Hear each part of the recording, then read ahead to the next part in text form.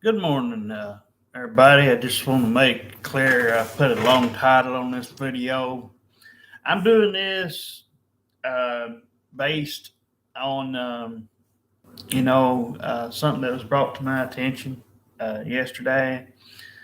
And I know that this will happen, but I'm hoping that somebody in the family or somebody that knows somebody in the family that I'm about to discuss, which is my family, not my wife's, but my own. And I want to start out by saying yes, as far as before I get into why things have gone down, because this might be a quite a long video, but I just want to touch on some things, and I want to, you know, tell this as good as I possibly can, and try to go as nice as I can without, you know, uh, you know, going too harsh on them, but you know, it is what it is. As a kid, I had no trouble. I mean, from the time I was born to the time I was 22. So that takes you up to 2006. And I remember my wife brought it to my attention yesterday. I hadn't already made a couple of videos. I didn't want to come back out and make another.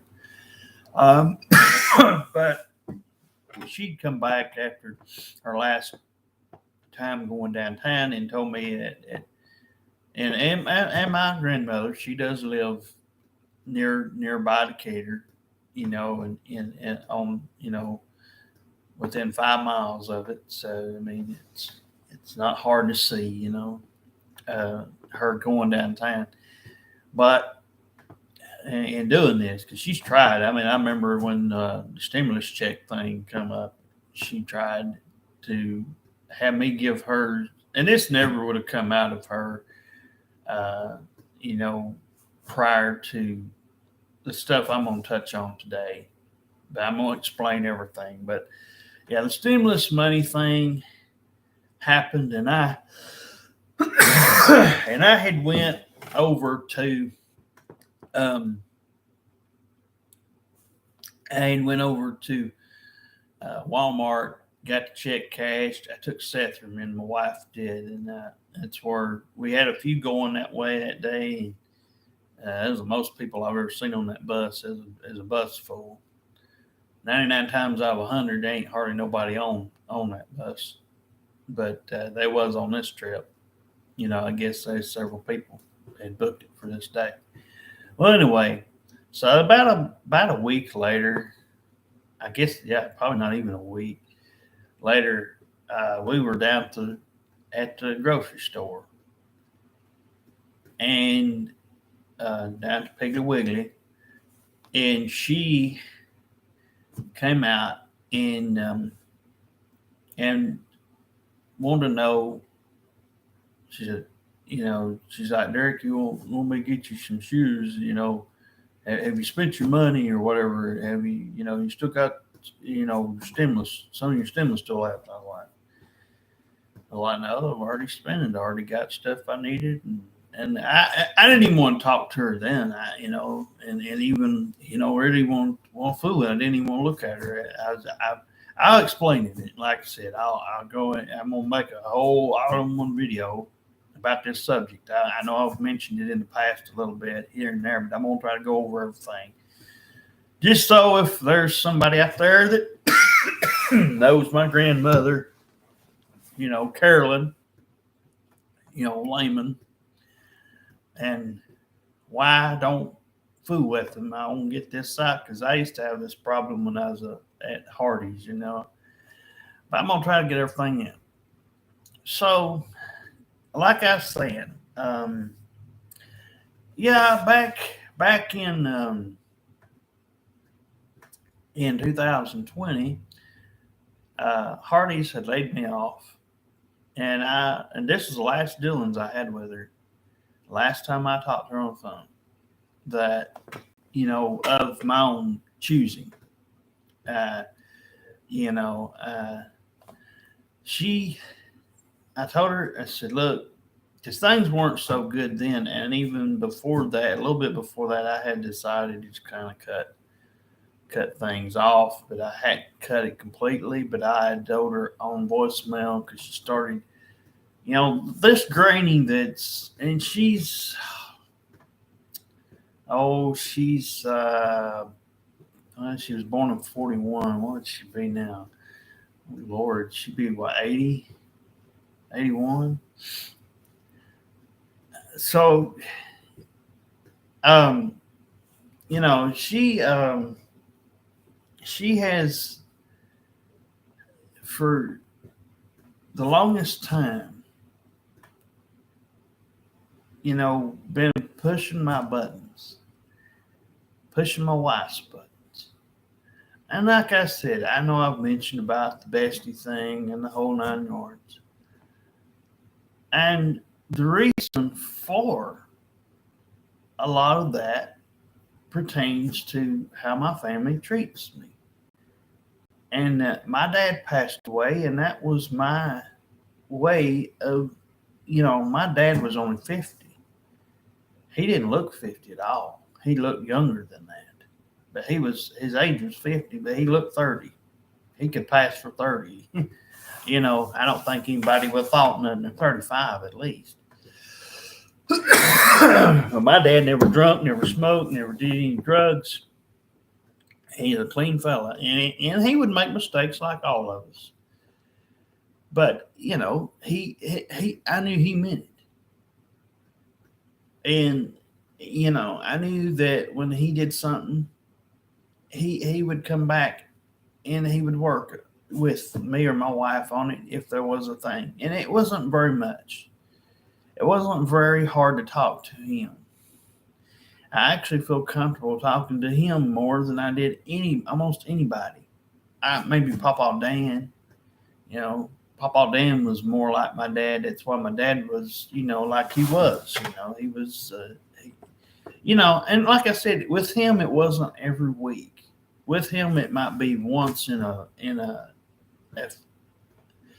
once in 10 years or something. Or once, now that could change depending on what situation you look at. Now with the little stepsister thing, the little brat as I call her, old Star, she was always kind of a hard one to deal with, and I understood why my dad wanted to have her part of his life down there, and my mama let him. It was a thing between them two. It had nothing to do with me. If it'd been me, I probably wouldn't have wanted it down there, but it wasn't up to me. To be honest with you, because me and my brother had, been, used to having each other down there. And, my mama back then, she still had to go have some more kids, and so she popped out 2 more as if she needed. We were supposed to have another brother. We were supposed to have 3 brothers, and and she had a miscarriage. My mom did at one time, but like I said, she just couldn't stop it too. She had to go have 2 or 3 more, and 2 of those, uh, you know, came true. I don't know what happened to Sean. I still don't know this very day. It's been a while. Whew, man, my ears itch. Sorry about that. Um, but anyway, um, it's gotten a lot of attention, in the last couple of years. Um, but no, when I told my grandmother, I said, and she never, did me that way. She never asked me to pay her for shoes. She always willingly did it. I know why she was asking me to pay her that money, and that was because she was angry and upset with me, and because it never was her. If you would have known her back in her mid-40s. See, I added it up earlier. She was 44 when I was born. So from 44 on up to around, let's see, what did I say earlier? 60, well, what would 22 years be? So she'd be 61, 62. So there for a while, for about 22 years. Or no, wait a minute, 60, no, 66. Yeah, 66. So by the time she was 66, I don't know what happened. This is a mystery that I'll never fully understand. Because when I was growing up, I I almost died on the table at 2 years old, or thereabouts, when I had a seizure. They had to rush me to the hospital. And I remember, I don't know who all come. I just know it was a bunch of family, and I don't even recall the seizure. I don't even recall it. Um, you know, I know what a seizure is if I see one, but I don't recall my own. I was that little, but anyway, some something similar happened to Star, but she turned out to be the worst thing. The worst thing ever on my behalf. Some people might give her credit because they don't know her like I know her, or how she showed me how she was to me. It's different for everybody. But I'll explain everything. But my grandmother was probably, other than my dad, other than Dot, was the one I thought I could go to for quite some time. She never gave me any hassle. Everything was going good till Jason got with that freaking Lacey, and then when she popped out Dixie and JC, then that's when Granny kind of started to change a little bit there, but it wasn't that bad. This was before 2006, though. And, this was way before that. This was like, Dixie, I think, was born in 95, 96, something like that. Well, no, wait a minute. No, wait a minute. Take it back. No, because it was after that, because Lacey was in high school when I was a teenager. And I was a teenager. I was about 15. I was 15 in 99. So 97, I'd been about 13. So she's probably born in about 2000, 2001 or 2, something like that. Because, like I said, and the reason I don't know all this, because, like I said, I wasn't invited to stuff. I wasn't made a part of them. Like I said, I've mentioned before, I've probably got over hundreds of people that's had kids, or just, aunts, uncles, and all that. I mean, somebody out there probably could relate to my story. But, and that's why I'm telling it too, because, there's people out there probably going through the same thing. Why did this change? What made it change so bad? And that's what I can't answer. My dad never changed. If I had pictures of him, I'd show you. But I almost look like a carbon copy of him. I got almost everything of him. Less stuff of my mom and more of my dad. And the stuff I did get from my mom, I'm not ashamed of it. But I'm saying, from my warm blood to my voice and how it is compared to my dad's and all his stuff, that is some of his height. I got. Well, my mom's tall too, though, so it might not be from him exactly. My mama is kind of pretty tall, but anyway, it's just been a roller coaster. Like, if I went out and wanted to get a job, and I remember, sitting on the sidelines for 2.5 years and all this stuff, and wanting a job. Then at first, my grandmother's like, go for it, I support you and all that stuff, and saying all the good stuff. Well, then, right after it gets started, she comes up to me one day and says, you know, that she's now she don't know what to do. Because she's worried about my SSI and all this stuff and yada yada yada. And then she didn't know whether to continue to support me or not on it. And she didn't say quit, but I'm just saying you could tell it changed because she knew the SSI stuff. My dad always used to say my grandmother was the biggest worry wart. I don't know where she got it from. I really don't. Um, I I because I can't base it on Dot. Dot was my great grandmother. That was her mother, and she passed away in 2011. But Dot never, and we called her Dot, but her real name was Dorothy. We called her Dot. She liked to be called Dot. But anyway, um, she, um, you know, she never illustrated anything. You could sit down there and talk anything with Dot. She that's one thing. If I didn't want to go on one of those trips or something back in the day, or even just going down there and seeing, uh, the family as a whole, just going down there and nobody be sitting down at Dot. I don't know why I said family, but Dot was just Dot. I mean, it was like she's the female version of Danny. Nothing would upset Dot. Nothing would really ever upset Dot. I mean, unless you called her a name, like, if you, one time I accidentally did it.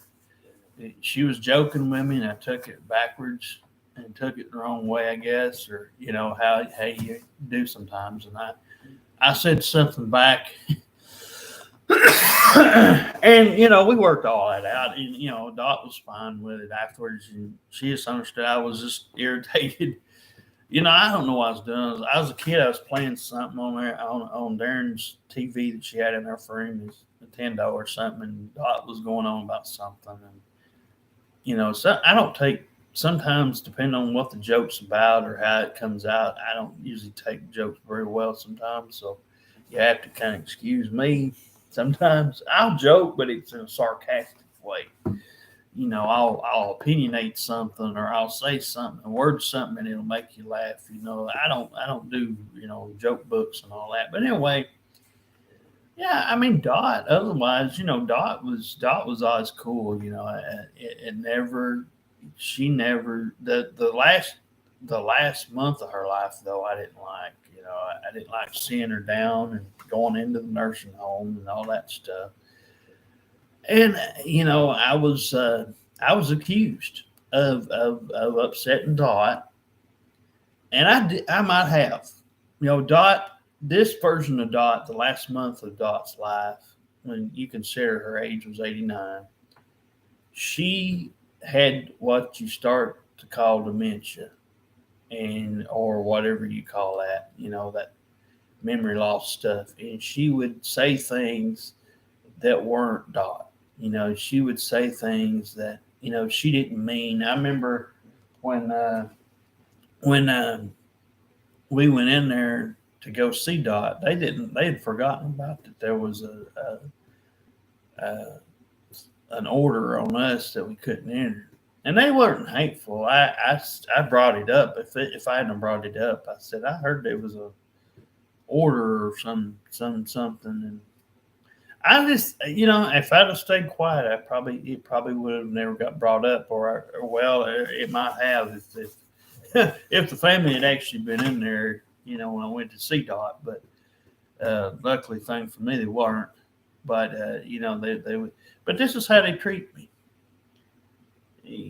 Because Dot had dementia, she did get upset a little bit. Because used to, I could bring up anything. My mother, like I said, anything. My mother or anything. The Dot I knew growing up and knew till about 2011 was an odd year, but up to 2010, Dot never changed. Dot was Dot. But that last 2 months or so of her life in 2011 was the worst. My wife had her birthday party down at Dot's house. Now somebody else is living in it here in Decatur, but you know, Dot had, and then after Dot passed, and it went to Danny, and then Danny, you know, passed unfortunately early due to a heart attack. But he, then somebody got it. I don't know who it is now, but that house has had a couple of people, and I wished I'd have pitched to have that house. I like it. You know, I'd have instead of moving into instead of sticking with these apartments.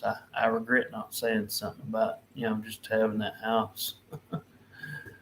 Um, but anyway, I don't know if it's all paid off or what, or if you had to pay rent, or what. But I mean, I would have rather had that.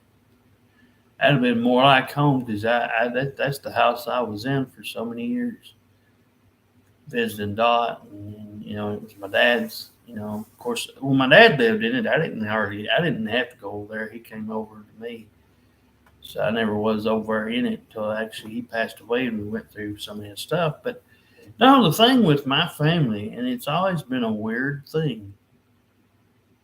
Like Regina at one time, my aunt Regina, she at one time would take me cruising, and before she got herself and all this, mess with what she's got now, back in the '90s when old Macarena and all that stuff was popular. Hey, Macarena, you know, and they was doing that whole deal, and that song was popular back then. Yeah, I can remember going cruising, going up to Mr. Twister and cruising around. She'd take me and do all that. Yeah, she did this on her own. I mean, she back in her younger years, she wasn't so bad.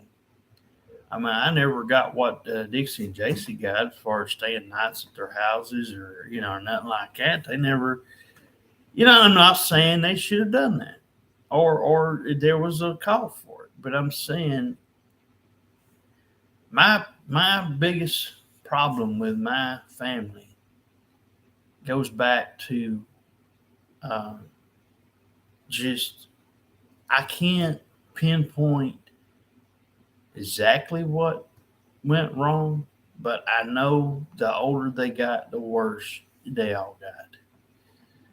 And the biggest problem that I seen, and it had a lot to do with my dad passing away. With them, they seem like Danny after a week or so, they don't even hardly bring Danny up. If it wasn't for me, Danny's memory would be all gone.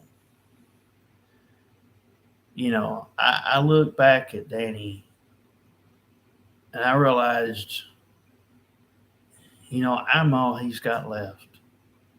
I'm the only thing that he's got left. Darren, I don't hear from. I don't, choose to hear from him, and because things that he made, choices he made, it made a lot.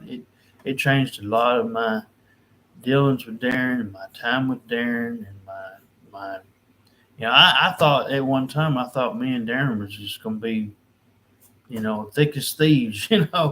I thought we always would have that brother bond. I didn't think we'd ever be, where we was at or nothing. Now, like I said, all this will take a while, but I'll get there.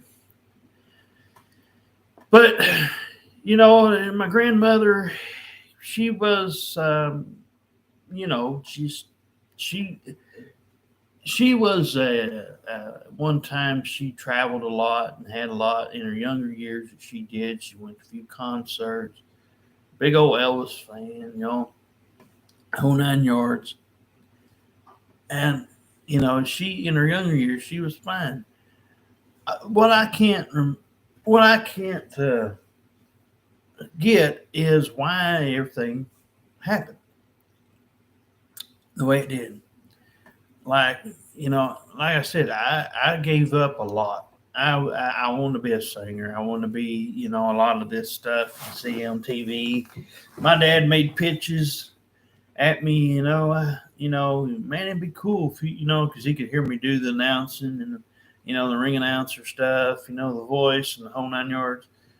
But I told Danny, I said, you don't have time. Nobody in this family really has time. Y'all are busy. Y'all work. Y'all have things going on. I never tried to bother my family with it. I have fun. I have fun singing. I have fun. I wanted to be a disc jockey or something in radio, but they want to start me out at playing college or calling college games. When Bill Bradley came, he asked me what my passion was, and he wanted to see if he could make something happen or go take me to see how, if he could do anything. I said, well, I like music. So he said something about, hey, we could go up to a radio station. I went up to WIVK in Knoxville, and I remember this trip real good because, it's the one time that somebody took me somewhere that wasn't my family, and I got a free T-shirt, and that day I thought when I heard Triple H, I thought, yeah, it can't be serious. That ain't the wrestler Triple H, is it? And I was like, there's no way. And they said, no, there's somebody that goes by that here at the station. Oh, I said, okay. And there was some young lady thought I was coming in and going to work for him or something. I said, no, I'm just touring. She's a nice little lady. She greeted me. I didn't even know who she was. She just said hi to me, and she thought I was going to work. Thought I was going to work for him. Bless her heart. But, I don't even know what her name is or nothing, or I'd put a little bit more out here on that. But it was just, so anyway, but back to the family. I don't know. I mean, I you know, around 2006, when my grandmother, as I said earlier, I don't know what changed, but as soon as she went and and I'm the reason, like I said, I'm the reason I have to take blood pressure pills because of my grandmother, and she can't take that back. I'll explain here in a minute. And I can't remember when she met these people I'm fixing to bring up, but they were down there. Oh, it was around this time period, sometime or another. But they had come out. They had a person that lived down there in that little old house off the side, down at the end of the road that my grandmother lives on. She somehow, my grandmother would have a habit of going out there and cleaning up some of the road or something, or whatever. And so naturally, that woman one day came out, that old lady came out, and I don't even remember her name now. I think it might have been Betty or something, seems like. But anyway, she came out and it started this whole deal where anybody who's known my grandmother, she'll talk to any freaking body. It doesn't matter who it is. She gossips, and like my dad, he wouldn't hardly tell anybody nothing. He'd keep it mostly between himself, except for once or twice when my wife was telling him some stuff. He one time he slipped up and because it worried him, and I understood, but she was just trying to explain some stuff that had happened to her. And he came back, like I said, he fixed it. It was over with. There was one time he slipped up, and it was, something my granny had told him, and he come over and it kind of got me all, and it hit me hard, and it was in a bad way, and me and him was kind of, going back and forth at each other verbally, and I told him, I said, well, go hunt that Bigfoot crap then. You want to go, And a week later, he was fine. He came back, and I didn't bother texting him for that week. I thought I'd let things cool down and see if he come back or something. And he did. He came back. Everything was fine. Yeah, like I said, every once in a while he'd have a hiccup, but it was not every day. It wasn't every week. It wasn't every month. It's just, it's hard to explain. I had that much of a good relationship with my dad. I could talk to him about anything. But yeah, he was the main reason that my family, and going back to what my grandmother got into, uh, I'll explain everything. Like I said, I'm going in circles, but I'm going to try to hit everything. This may be a 2 or 3 hour video. I don't know. But anyway, the reason I'm on high blood pressure pills now, because I wasn't for any length of time, but the reason I'm on them now is because of my grandmother. She got into one of these things. Like I said, Betty or whatever her name was this old lady, and she had some family members that was moving down from Pennsylvania, and they come to see her and all that stuff, and it was, and they had this guy named Richard, and he was a big baseball fan. He liked the Phillies. I think it was the Phillies, and so around I don't remember if it was late 2006 or 2007, because this stuff went on for a while. I do, however, recall the night very good and what happened. And before I go into that, I was already picking up on things, and my thing with the whole deal with this is it was people trying to use my grandmother for their own gain of some, they were just making up stuff. They weren't even family, and she was, they'd go, hey, we need to go to the store, buy a pack of cigarettes, we need to go, I never asked to go to a store for cigarettes or beer or nothing like that. And she was just going along with it. And I remember one time that that Richard parked his car up there in my Papa and them's house in their yard. And I said, and I told my grandmother at the time, I said, this ain't my house, but I said, this is my gut feeling is there has to be something bad in that car.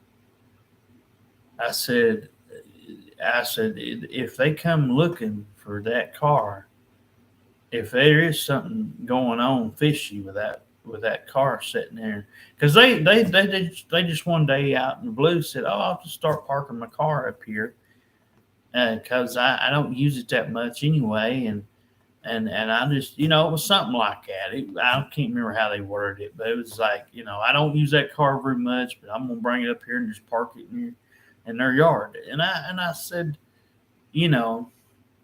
and it wasn't just any old yard either. It was, my grandmother had separate her driveway is like 2 or 3 different directions, and it's like a four-way almost kind of place. She has a big yard, and she has a yard off to the other side, and there's like I said, it's like a miniature road, 4-way kind of thing. The driveway and stuff. You just have to,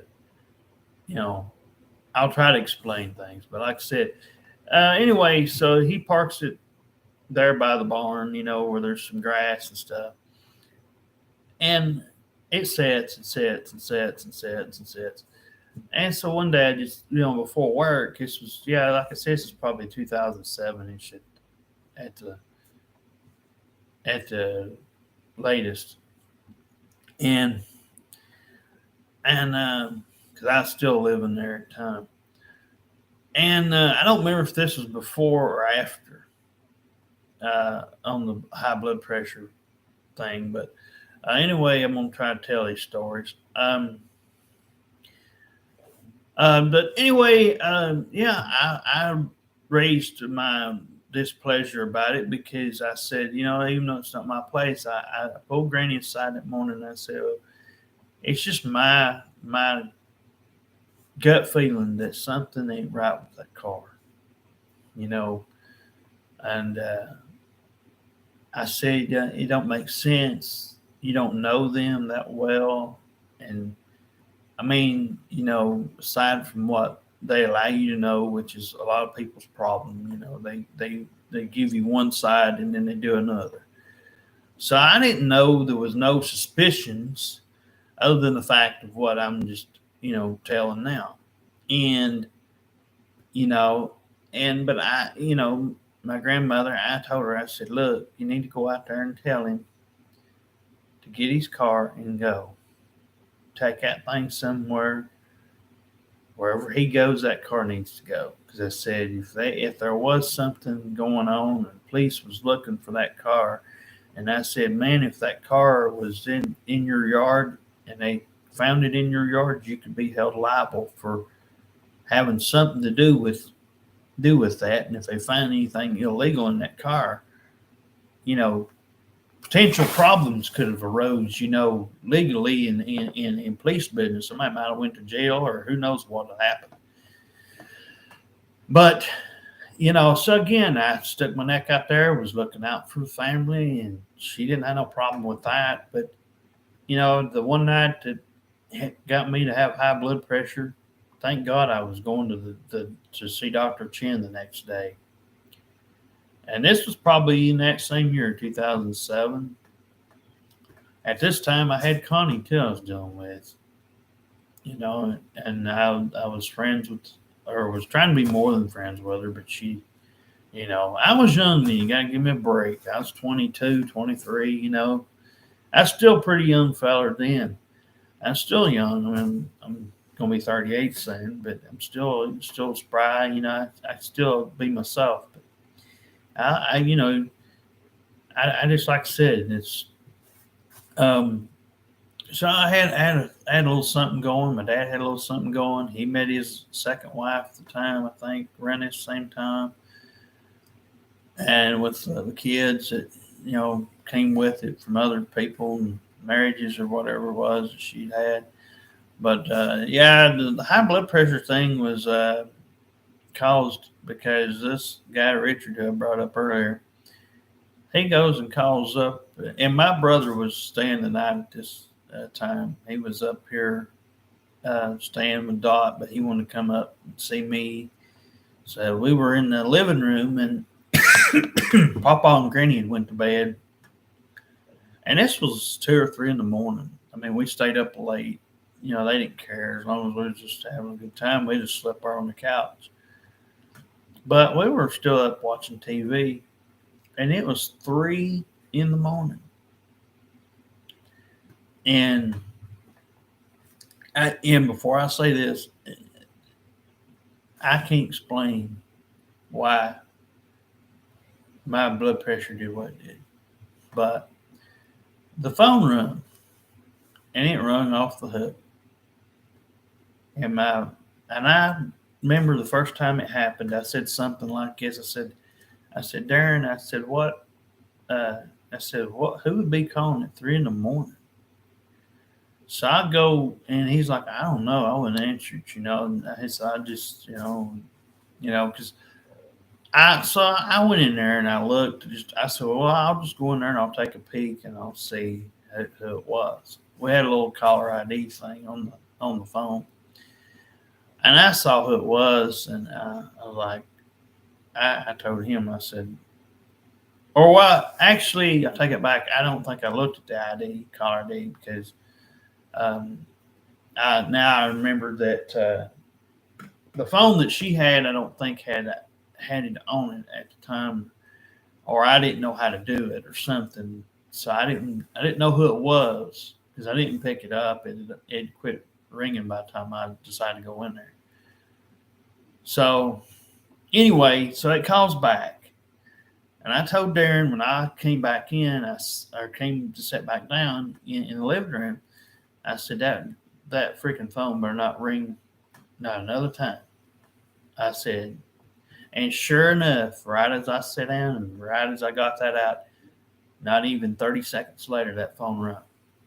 I mean, I, I went in there and I cussed his ass out. When I found out who it was, and I said, "What do you want?" It's 3 in the morning.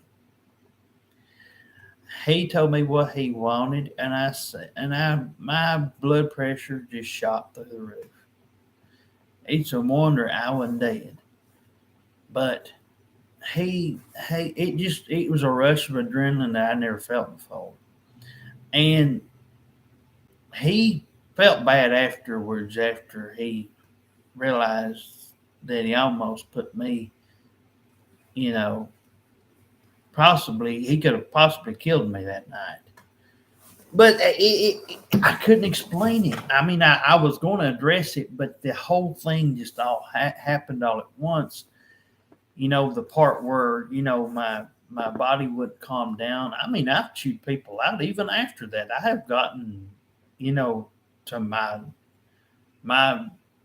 deepest, uh, within, I've took 2 people on. I've never had any problems since. But it was just an overdose of adrenaline or something kicked in, and I mean, it just shot up. And luckily, I didn't die that morning. Um, but I went back in there, and I could tell I was, I was talking to Darren and stuff. I could tell, I thought I was going to be okay. I wasn't really that bad, it seemed, but I could tell I was shaking from it, like the Ultimate Warrior, a wrestler. And I tried to go to sleep that night, and I normally don't sleep good as it is anyway, most of the time, but I do, go to sleep. Well, I couldn't go to sleep for nothing. I couldn't talk. I couldn't turn a certain way. I couldn't sleep. I always sleep on my side. And I mean, I woke up that morning and I still shaking and going on. He said, "What is wrong with you?" When I went to Dr. Chin, he said, "What in the world's wrong with you?" And lucky, it was just luck that I had an appointment that day to go to him. And that's what led me to get on blood pressure pills. I was upset that this guy would call over something that had happened in him and his significant other was having their little issue, and for some reason or another, he felt led to call, like most idiots do. They'll call and try to put you in between something that's not yours. What was my papa, my grandmother, going to say that would have made him feel any differently about his significant other? No, my grandmother, as I said, that's the thing about her. She always, for some reason, and she agreed with me. And it's just, she did not like having. At that time, she was still, somewhat coherent. Still, part of her was still grainy, and some of it was starting to get noticed that I might have problems in the future. So anyway, I had that's the high blood pressure portion of the story. Relates to me having to take blood pressure pills. Well, then come find out that the next story I'm going to tell is about my grandmother wanted me to go down there and help her out, volunteer at Jones Street. and and she was cool with it. And I didn't even ask her to. She was giving me half of what Michael was giving her, the guy that owned Jones Street at the time. Now it's Family Diner. But at the time he said it was okay. I volunteered. I washed dishes mainly, or put salt shakers. Filled them up, put them on the table, or did napkins or whatever it was. I wasn't actually working there; I just volunteered. So I really wasn't supposed to get anything. But it's been a long time now, so I'm sure it's not any nothing's gonna come of it now. But so I can probably tell that no nothing happened there. But um, like I said, at the time she didn't want it to get out that she was paying me a little bit of her money, and she worked something out with me, and then she started to say, well, what if the SSI people find out? And I said, how are they gonna find out unless you tell them? I said, they'll never know any difference. If it's just an odd job, nobody was paying me, and she started getting all scared. And this is where I'm saying the gossip part, and the whole worry wart thing. She couldn't keep anything to herself. She always felt like she had no. A stranger could come up to her in any store, and that's what she'd do.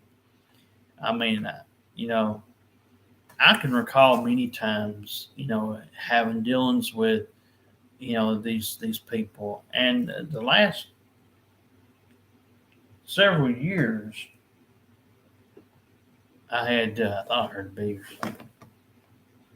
but the last several years of you know what's going on currently is I'm I'm a firm believer. The day that my grandmother went to this guy named Michael. I don't know why she went. I don't know what. Like I said, I don't know what happened. I can recall one time I was up late and I was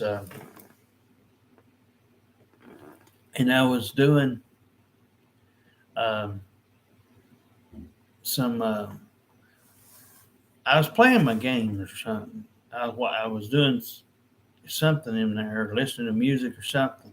And all of a sudden, I hear Granny getting up, and it wasn't just her going to the bathroom. She was saying, "I'm gonna head out this door." I said, "What are you doing?" I mean, it was odd how she was just. She said, "I'm leaving. I'm gonna go and I'm gonna leave. I'm gonna." And I don't know what it was, but I said, "Do I need to go in there and get Papa?" Because I said, if I had to go get Papa, I said he's not gonna be too happy with you right now. And this is when, like I said, this was when she had too many fires in the pot going. No, and still at this time, nobody said anything about. She never cared anything about going and doing anything outside of the norm of going somewhere and maybe shopping. But and a lot of times she'd take me as her grandson, and she used to hold me up to a certain standard. But she just got to where she started letting these people in her life that Papa Dan now gets, I guess, gets the blame too a little bit, or something now. There ain't no telling. But she come out and just starts blaming me for not liking this, and all these things that I'm saying are exact facts. And they're just, it's hard to believe, but she changed. And when she went over there to Michael or whatever, you know, and back when I was with Connie, I was gonna go over there and see her. And my grandmother's like, no, I don't want to go over there. I'll just go over there for 5 minutes and then come home. She pulled a stunt right there. Anything I wanted to do was wrong. Anything that she wanted to do, she wanted to do it regardless. And I always made time for her. I'd try to work with her schedule and try to get in, get out.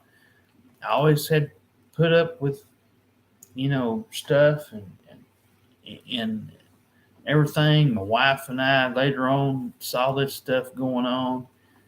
And every time I get in the car, with my grandmother, she always had a habit of telling everybody every little thing, or these strange people who Derek doesn't know and don't want to get to know. And she may not like hearing this, but I'm gonna say it this way: she didn't need all that stuff going on. That's what caused the rift between me and her and family to begin with. Is a lot of times, even when something happened, like I said, it wasn't all rosy sometimes. Sometimes there'd be something come up. And, when I was a kid, I'd get a little sassy or whatever, like most kids do when they're teenagers. You'd have something that very rarely, but occasionally would come up. And she'd still have to go tell that like it's like front page news, Regina or Melissa, and they don't deserve to hear that. I mean, they're probably that, and they didn't even have to ask. She just start talking about it, and because it was part of her day, she just felt like, she could have just kept that quiet, and everything would have been fine. But I saw this so much, and I know that here in recent memory, I'll give everybody up. I'll give everybody up. I say, because every time I'm offered something, I'm the one that always has done what everybody wants me to do, and I'm always played second fiddle. And so, like I said, my mom, she's kind of the same way. She's her own person. She'll, like I said, she'll put on a front for you. She'll make you think that you're the most important person in the world when she wants to be, make you that day. It may take her 3 or 4, 5 years, but she'll get there. Well, not now, she won't, so I won't allow it. But every time with my mom, it was a different story. She had some drug problems, and definitely a drinking problem and a smoking problem. I mean, the drugs, I'm kind of suspect. I don't know. I know her family. She said her family did do them. I don't know if she did them or not. But things I can say are smoking and drinking are definite no for her. But she's, for whatever reason, she didn't listen to her own advice. She give her own kids. And she couldn't get herself away from it. And have it, and there's no excuses for it. I mean, we're lucky, I guess, that she could stay off of that stuff for 9 months and not killed any of her kids. Because you can't be doing that when you have kids. But anyway, it like I said, my mom, it's like she just has her own way of being like Greenie. She wants you to be there when she wants you there, but when you're there, or texting her or even calling her or something, it's almost like trying to get in to see fucking Donald Trump or a president or something of some kind, or it's like my mom. It's weird. It's hard to explain, but she's kind of been like a lot of like Granny in a way too, where at times she would promise you something. She might throw it. She might not. She might change her mind, and the next thing you know, because my dad would always warn me, hey Derek, Gina wants to know if y'all want to come down and do this. He said, if we do it, just watch what you say and don't, do this or that, And he'd kind of go over a couple things. Because, if he said certain things to her, she'd have a habit of taking it and blowing it out of proportion 10 times over and going so far. I know that because I had a situation that happened up here with me and my wife when we got together, and I was, having a good night. She decided She had, like I said, a lot of the same characteristics as Granny. There is some similarities in some ways to Granny. And unfortunately, my mama's not the same as my dad. My dad he dealt with people better. He talked to people better. He would sit down and reason with you. Unlike my mama, she blow up, tenfold, about uh, stuff that was told to her, and it wasn't no big deal. A lot of times it's no big deal. It's just stuff that, I could have sat down and told my dad, hey, it happened, but I don't hold it against her. She didn't mean to do it. When my wife stepped on my foot, she was upset a little bit. And everybody saw it in a pig, but I told her about a pig, it's fine. Like a lot of the people knew that she didn't mean it. It was just, and it wasn't hard at all. It's just like barely even, I had my shoes on. So, she was upset. It wasn't at me. It wasn't really at me. It was mostly, I think, something that was brought up, like family or something. And at the time, she wanted me to like her family, and she wanted things to go good. And my mama blew it out of proportion. And anyway, she came up there, and I had to do something I didn't want to do and have to actually force my mama out of my apartment. She wouldn't leave willingly. So it got to where she smacked my hands, and then I gave it to her back, and she still wouldn't leave. So I had to pinch her on her arm. She's like, "Oh!" I said, "Well, leave," because I told her several times to leave, several times to leave, and my mama is just stubborn like a bull. She, you could wave a red flag in front of her, and she's gonna go right through it anyway. And she's just stubborn. She's bullheaded, like I am sometimes. When I'm trying to tell something right, and I want somebody to do something right, it's like everybody else is stubborn to do everything backwards and everything else, and that's what the problem is with a lot of today's people. Well, that's just stuff that I can relate to in my family.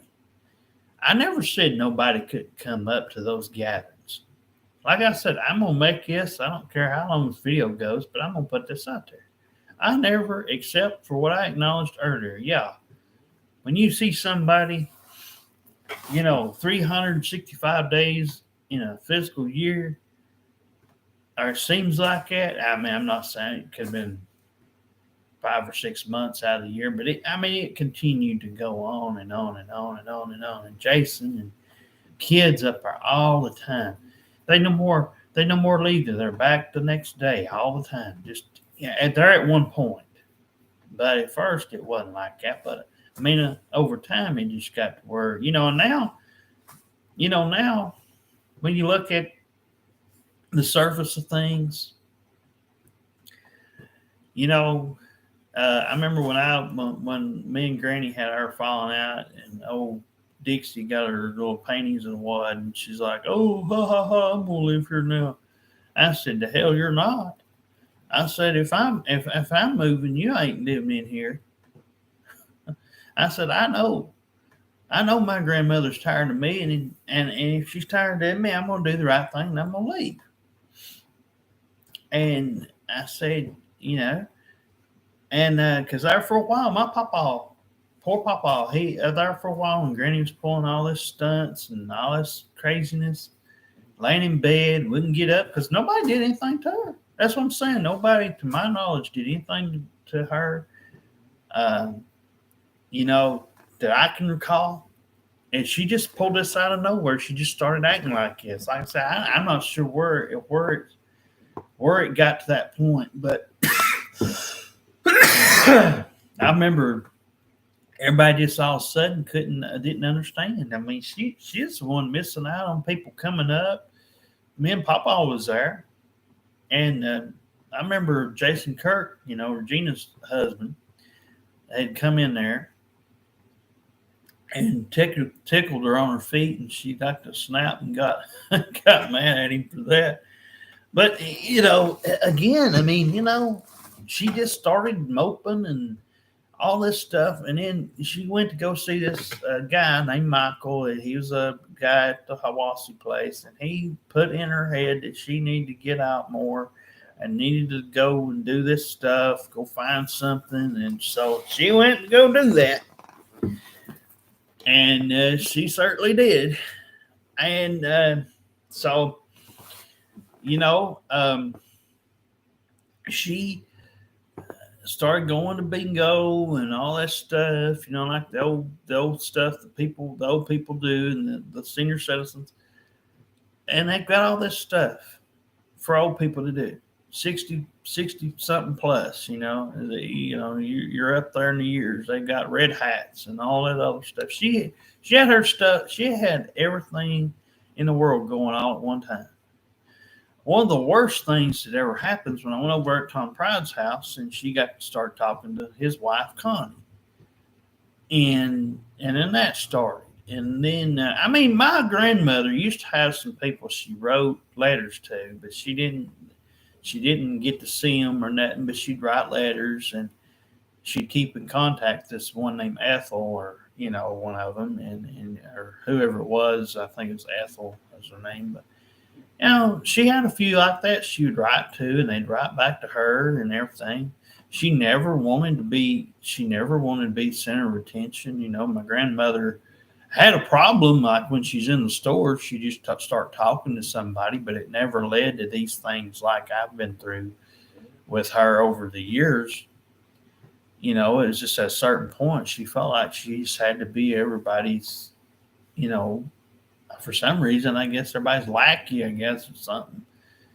I don't know how to word it. It was just weird. Like, these people could get in her head that easy. And Papa, see, he's laid back. Papa, that's one thing. He don't try to stick his nose in something. But, if he absolutely has to, if somebody were to ask him, what his thoughts were or something, he would give you, his opinion and stuff, and he'd make it known. But, it's just like Granny wanting to go out and feed these people on the side of the road. You don't know whether they got guns or not or what. My grandmother always had a thing for dogs. And like I said, when I was up there, she never had any cats. That changed. Right after I left, she started getting into cats. All this whole 9 yards. I never said no to anything. I never, hardly ever said no to anything. And as far as gatherings went, they went the way they went. I had no say in them. They didn't have to buy me those gifts that they bought all those years. And they didn't have to do that. They did that out of, I thought, because they loved me.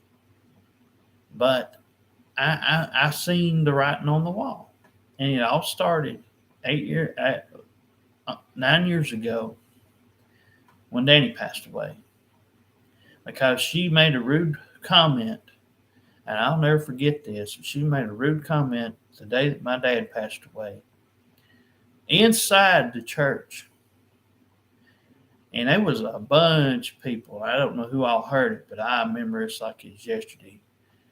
And I'm sorry, but I had to come out here and say this. But this is her own son now. And she said, and I quote, basically the whole quote was that, I had different plans. I wanted Derek and Danny and Jessica to have time together where it'd give me some time to myself, and saying stuff like that, and then going on and saying that her plans didn't always work out, and it, and all this just hateful stuff, saying it, and he's laying there in the casket, and it to me it come off as like, man, why are you saying that? Like, my dad can't help it. He passed away. And I'm frustrated he's gone. And like I said, if he were here, I probably wouldn't want to even dabble myself in anything else. But there's a part of me and there's a part of my wife that and my wife really liked Danny. But I'm just saying, I've been around him a lot longer, but she really liked Danny. Danny treated her really good. He understood her.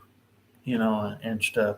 And like the doll thing, I'll say this about my grandmother. She pitched the biggest fit over the doll thing. Well, why does it matter? As long as it keeps my wife happy, why does it matter? That's why I couldn't get in the car. She'd say, "Oh, my bingo buddies have a problem with her carrying her doll around. It's for her stuff that she has. She has stuff that she's handicapped like me. Like I don't have a problem with her carrying a doll around. It's not like she carries them all around and takes every one of them with her. She picks out one and takes it with her. My dad understood. He didn't say nothing as long as she was herself and that made her happy. That's all he cared about. Like I said, it was a night and day difference with Granny versus my dad. And yeah, back in the day, like I said, I will admit, I went to Chuck E. Cheese. I went to Discovery Zone and Lake Winnie, and one time went to Rock City. Several times to the aquarium. Went and watched. One time I got Granny to go watch the Titanic movie and all this stuff. And Dot and I went, and watched that movie. Or Lion King, one of them. I can't remember. It might have been Lion King. But that's the only time I went to a movie with my grandmother. She went to go watch it with us. I can't remember which one it was. It was either Lion King or Titanic one. I can't remember. Seemed like it was probably Lion King. Um, but anyway, it's tough because, like I said, my grandmother at one point she had band boosters and all that stuff too, and she had stuff on her plate. We went to football games. I remember when we'd go up there and there'd be football going on, and I'd be, just having a good old time. We used to go to the fair. We used to go, up here in Meigs County, have a good old time.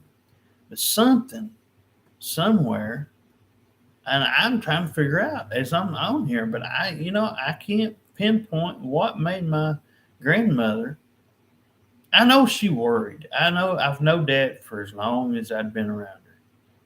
But my dad would always say, Derek, it's how she's always been because he knew that. But you know, it's tough when you're and like I said, I was supposed to, in my people's eyes, I was just supposed to get a car and do all this stuff, and I knew I just didn't want to do that. I knew it was my own choice. Like I said, I make some choices and I have to live with them too. But I just knew my nerves wouldn't hold up, and it'd just be another bunch of bills. And if that car breaks down, I have no first-hand knowledge of how to take care of it, who to call, who to contact. So a lot of that played into it, and I wasn't big for driving cars. I never have been. I'll ride in a car. I'll gladly be I'll watch out for you and help you, guide you, or if you need me, if I can help you, if I can be a help, look out for cars. Hey, is there anything coming on your side? I don't mind being a second person helper, like in the passenger side of a car, but I'm not going to sit there and do this stuff uh, that people want just because that's what they think I'm going to do. There was talks about me. I can't wait till Derek gets his car and all of us go around. And I guess that's where my mama holds something against me too. And like I said, one of the choices I made was to go against the grain with her. But when I had a choice between picking my mom or my grandmother, when she openly let us go up there for 2 weeks, who didn't call us, by the way, her own kids, she didn't call us, and at least on mine, she may have called Darren. She didn't call me because my grandmother at the time when and this is when I was like 9.5 years old. And I felt that if I had went down, and this is where the drug thing came in. This is what Mom said. This is why this happened. So just what she says. I don't exactly recall it so much so because I was in the car when this was brought up. They were in a shopping store, probably Red Food store, grocery store, or something, Food Line or whatever it was. And her and my dad, or I think it was her and my dad at the time, they were still, you know, trying to work things out, or I don't remember. I don't remember if they're still married in or not legally, but yeah, she got me and Darren was sitting in the car, and now this would be illegal, but you can't just set somebody in a hot car and have them sitting out there. Not even a dog. Now it's supposed to be against the law, but you know, she came out there, and she could stay in there 4 or 5 hours. We'd be in there, and me and Darren just start talking away. But I remember just the thing I remember the most is y'all want to go up Granny's and Dot's. I said, yeah, and it was supposed to be for 2 weeks. That's what was told. She didn't call me at all. Like I said, she might have called Darren. I'll give her benefit of the doubt because I don't know. I wasn't there. So I'll just say she may have called him. But I don't know that for a fact because she would have had to call Dot's phone. Dot had one of those rotary phones. She never, the whole time she was alive, even when cell phones were out, she never changed that phone. She had the same phone, the rotary phone, the one where you have to do this, and then it goes back like that, and you go like that. And that's how you had to do the numbers. She never believed it. And like I said, she didn't argue about politics, religion. Dot was the coolest thing I could have ever, like I said, with the exception of the last month or month and a half of her life or whatever it was, Dot was always good to me. That's what Dot I want to remember. And that's the Dot that I like, but yeah, my mom, she had us go up there for 2 weeks. And then 2 weeks come and passed, time passes by fast. And so we basically had put, in our heads, hey, we're supposed to go back, and when time drew near, I didn't hear anything. Still didn't hear nothing after 2 weeks. So come to find out, I don't know if my dad or somebody had gotten a hold of her or if they'd got a hold of him. But my mom reached out, and I remember we were going down. My mom called or whatever my dad at the time, because I don't think they had cell phones then. This was like 94. It was a little bit before the cell phone boom. But there were cell phones out there, but it wasn't the kind that we are used to now. And nobody was using them. I mean, everybody was using pay phones, or still at that time, internet wasn't really a thing. And then there was, just everything's changed off for most of it for the worse, But anyway, so I was down at my dad's, I was up at my grandmother's, and I was told that was gonna have to go down there and meet with, I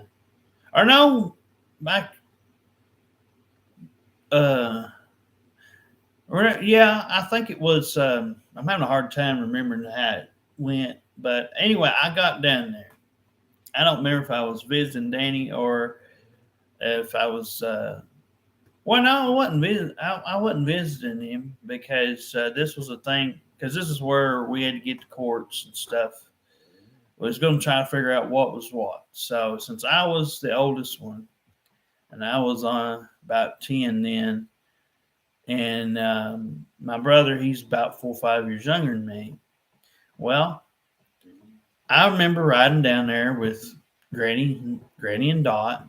Darren was in the car with us. And at the time, they didn't even have, any laws about booster seats like they do now. But we was in the car, and my brother, uh, you know, we got down there, and it didn't take us that long. It was a few minutes. It was just a minute or two, or a few minutes, or whatever. I seen Danny, and I knew this was coming. He said, what do you want to do, Derek? Do you want Your mom wants to know? Do you want to go back and live with her, or do you want to stay with Granny? And like I said, I was down there. My dad's in Cleveland. This is where it's happened at Cleveland, Tennessee. And this was before, because they had to know where we was going to stay, because my mom, we were her kids, and we were tasked with a decision.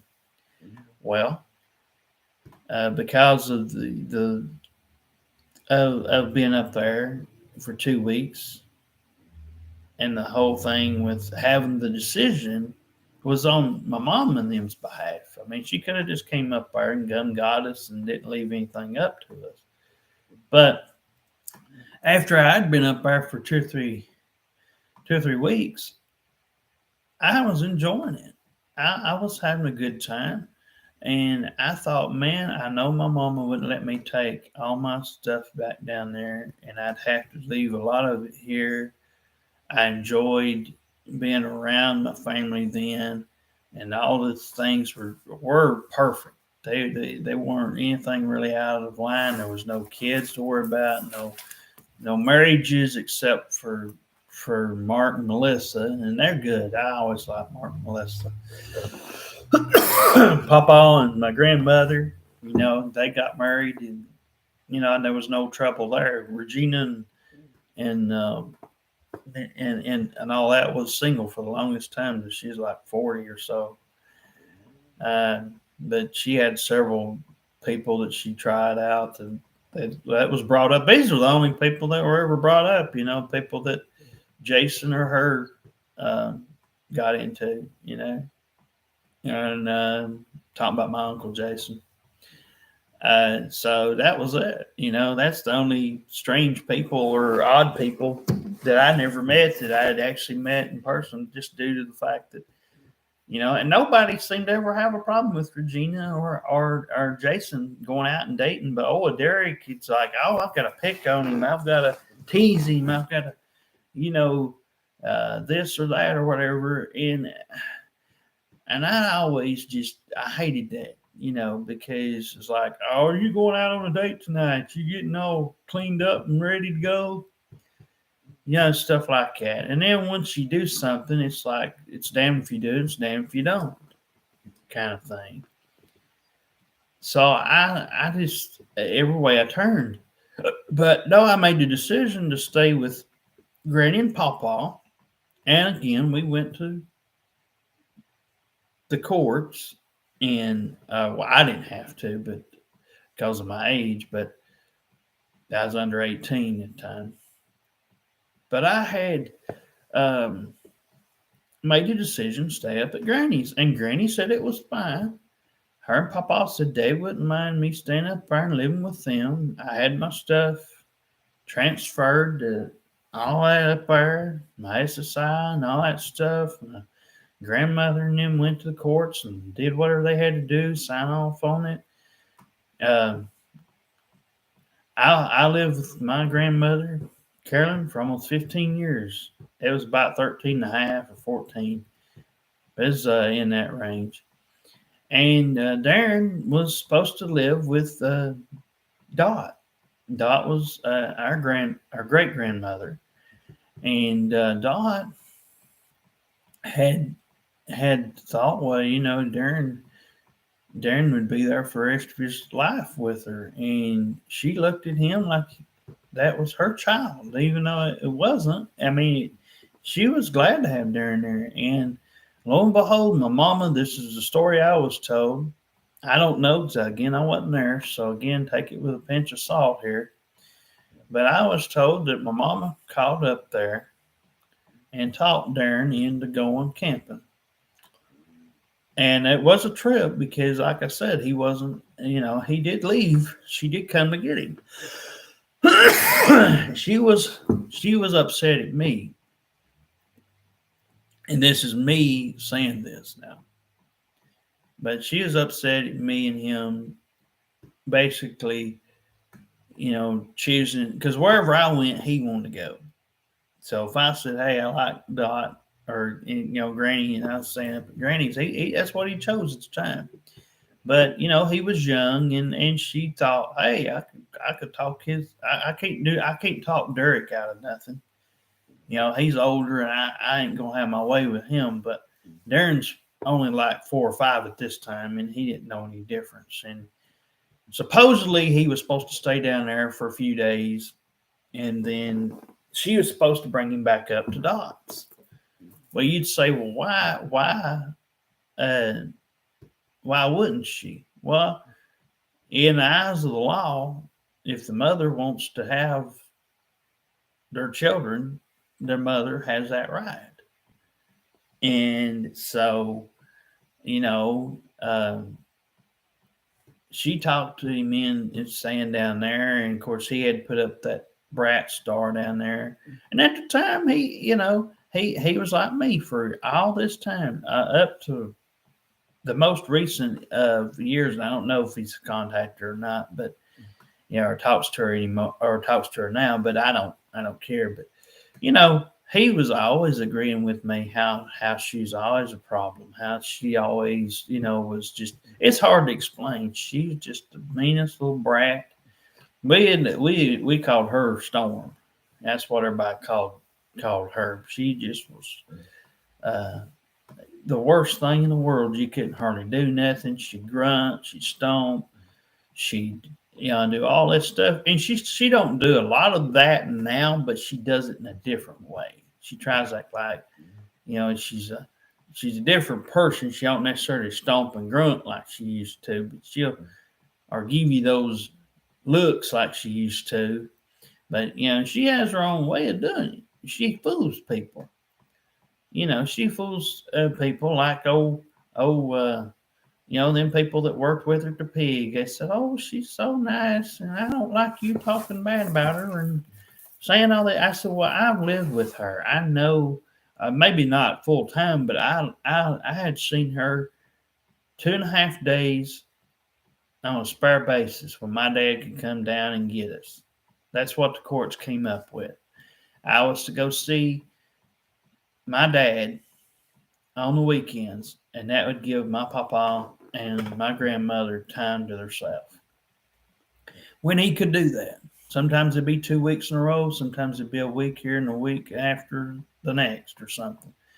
But whenever he could, and he would take his kid. We went to airplane shows, we played goonie golf, we went to the mall, we went we went to this place called Pocket Change inside the mall. I had a good time. Played air hockey. I mean, all this stuff. And I used to have the best time in the world. Oh, this chair hurts me. I used to have the best time in the world. And used to, we were on such good terms. My grandmother and them would give us, give us some money to go spend, to go shop. And like I said, they didn't have to, but they did. And so again, it's just one of those things where, like I said, my kid days, I have no complaints. I mean, my school years were all good. I had some excitement a lot of times, like I've said. I made a video about that, so I really don't need to go into all that. But they made it fun for me. I'll just put it that way. In their own way. When they was picking on me, they picked on me. I got them back. But anyway, no, my family thing, it's a hard thing to explain. And that's why, come around 2018, well, back in 2013, my dad had just passed away about 3 or 4 days prior to this. He passed away on January 29th of 2013. And I'll tell you something else about that funeral that nobody thought I didn't even know I would do it, but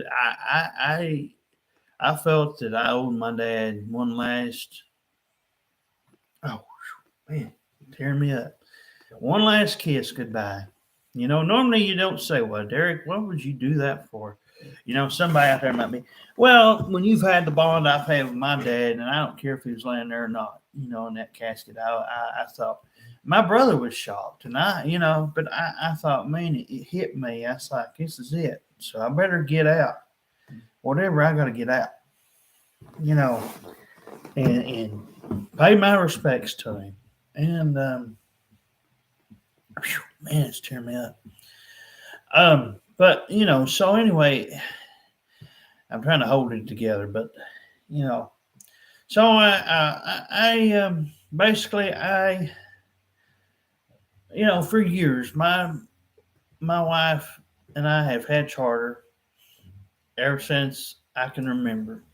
Basically when we moved over here in this apartment, we had, you know, um, stuff moved over here, charters over here, and all that stuff and everything. So I have, always been under the impression that, my wife, she tried, like I said, she tried me on her family stuff, and she tried that. It didn't work, and all this stuff, and she tried, so she used to go to these places, to the Hawassi places, and much like my grandmother, they try to, tell you, oh, this will be a good idea, that you should dabble yourself in this, and you should be friends with this person or that person or whatever the hell, And so she goes and tries it, and she gets into, wanting to find Brittany Benner and a bunch of them that she spent all that time with. And we went into that, but basically, we didn't know why we had a Facebook. We didn't know what we were wanting out of it or if there was anything to get out of it. But one particular day, I came up, and my family stuff in 2018 was starting to show cracks in it, as it was anyway. And my wife and I had almost had it up to here then, but we had put up with a lot of just backstabbing and just talk about everything under the sun. If I got to where I could even get in the car with my own grandmother, it got so bad. But you know, so anyway, it's gotten to this point now to where everything that I I ever did for somebody. And I looked up to my grandmother almost like a second mother. I went above and beyond. There was times she didn't ask for me to do anything. I bought her flowers. I did stuff that no other grandson probably would have done, unless they had the same type of feelings for their grandmother. And but basically the whole deal is that, yeah, I can see why somebody. Oh, I know what I was going to talk about. So I was on Facebook. Excuse me. I was on Facebook, and I don't know why. We didn't know what we were wanting out of it, as I said. So, and I've told this story to my grandmother in person, but I'm gonna get to this, and I'm gonna make an all-in-one video, so I don't have to bring this stuff back up again. So whoever watches it, you'll have to watch all the way through to get everything out. So I'm trying the best of my knowledge to remember everything. Um, so as you can tell, it's almost an hour and a half. I told you this would be a long one. So anyway, back in 2018, and I'd been on Facebook for almost five years at that point, or 5.5 years, or whatever it was. And I had, well, no, it wasn't 5.5. It's probably, yeah, it's probably about 4.5. So at that time, And normally when I get friend requests and stuff, I don't generally don't answer them. I don't take them seriously. But this one person, I've told a little bit of this, but this goes into just getting it all out there, all in one video. And this person, Carrie Walker, came up. She was a lady. I know usually I don't think of Carrie as being a woman's name necessarily, or a guy's name even sometimes, but she is a pretty black lady. She was nice and sweet and everything. And basis of that story is I had told everything that I've put out here before to my grandmother. And she came out of nowhere, though. I'll explain a little bit of it in case there's somebody new. But the basis of it was, as I came up with a thing, and family stuff even then in 2018 was heading down that path. My thought process behind Carrie Walker was to offer her, and this was done against my wife. Had no idea I was going to do it. I didn't know I was going to do it, and at first she was upset at me a little bit, and everything. But I told her, I said, "Look, we're not having fun with our family.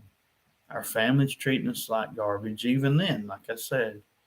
And yeah, I said it's just not working out. I said it'd be nice if we could possibly get something out of this. And when we got to talking to the person and everything, and my wife agreed, said, okay, well, let's try it. At the time we had never trusted anybody off the internet. We'd never heard of cards or codes or all this stuff you hear about now, and people wanting pictures of IDs. And the only thing the woman wanted me to do was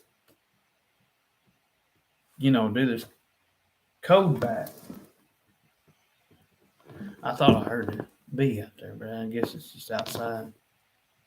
But anyway, she put this code thing, it's numbers. That is like 3 or 4 or 5 numbers, whatever it was, a code.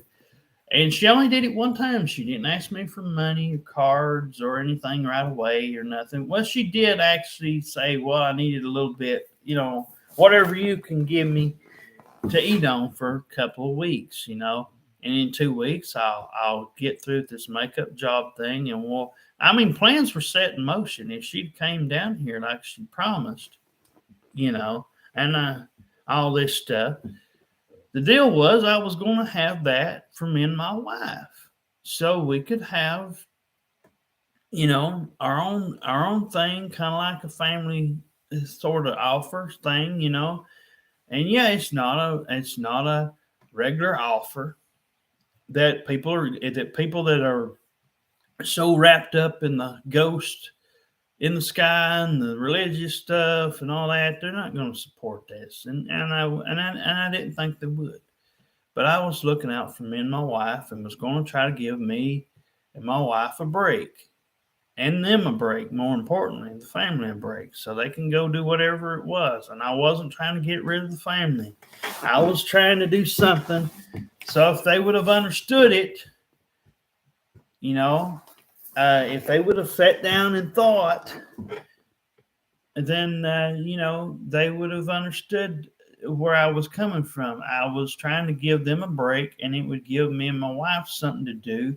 Someone our age. She was, at the time, she was 30, and she was without a mom or dad. Her parents had passed away. The only person she had was this person, this female that she'd went to church with back whenever she went to church. She had a church picture. She had some other pictures of her. She was very beautiful, tall, skinny and everything. And so basically,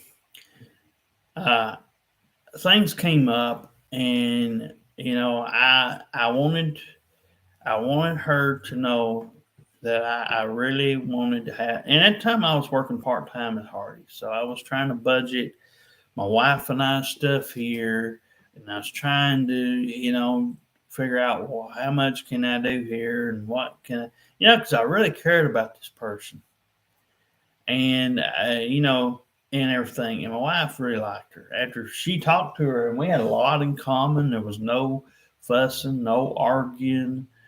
Nothing like that. It's just the stress of her not getting here after I paid, after I paid for taxis and all this other stuff and all this other mess. It just got to be, you know, too much. And I understood that there were, my people wasn't happy that, I was but I was trying to have hope that she would eventually come home.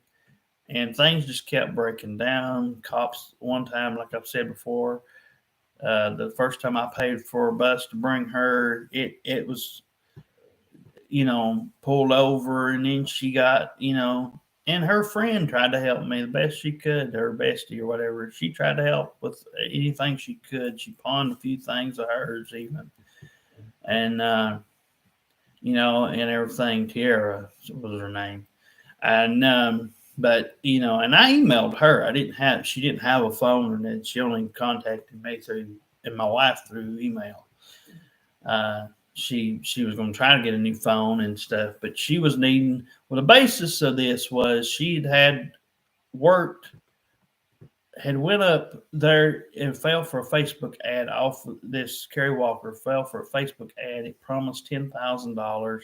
She had took her car up there the first time, and the car was needing some repairs, so she couldn't take her car. So she happened to have some of her parents' allowance money or whatever, or she saved. I don't know how.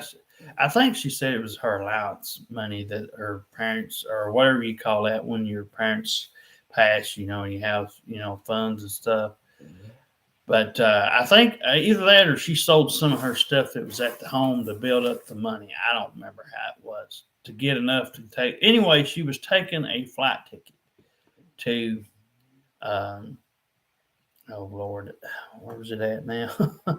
um, but she was taking a flight ticket up to, well, she lived in Texas, and she took a flight ticket up to, oh Lord, I forget now what state it was. But anyway, she was up there for 2 weeks, and on the day that she came back, or not came back, but the day of, I was going to Walmart, and she came. She texted me and let me know that this deal. So over time, I was trying, like I said, I was trying to do everything. I was trying to trust people, and that's why over time it was upsetting my grandmother, and it's causing a whole bunch of problems. But really, where the problem started, because I didn't tell anybody I was doing it for the longest time. I was keeping it hush between me and my wife. Because I felt bad for the lady. She was real. I talked to her on the phone. She just didn't have a good phone, but she dropped it eventually somewhere, and it would work parts of the time, and stuff. It was weird how, her phone would do. She could do texting fine and pictures.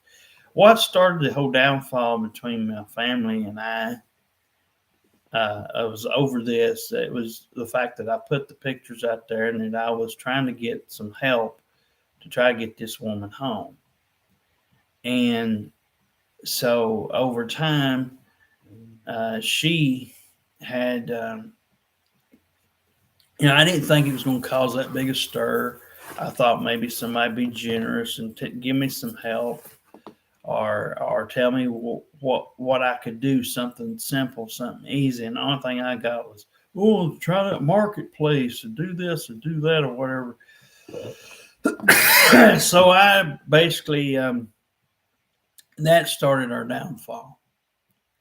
And and I said the whole story. I mean, I told the whole thing from beginning to end.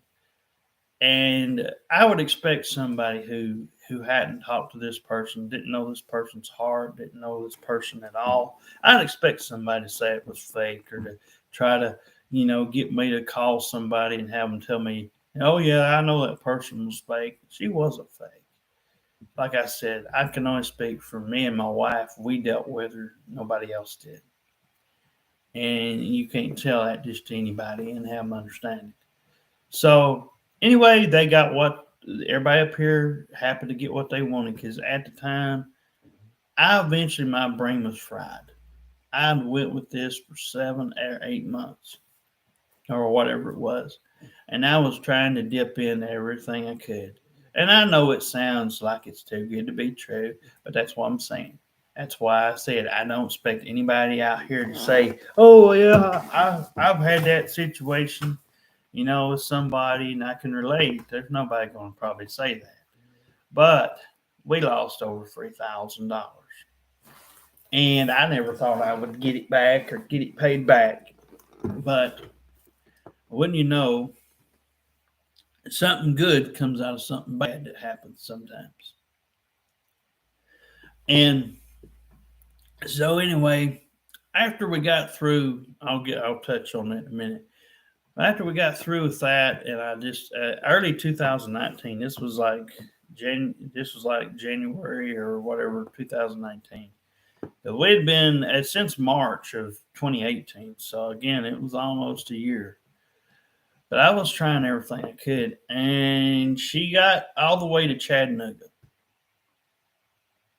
in Chattanooga, Tennessee, supposedly.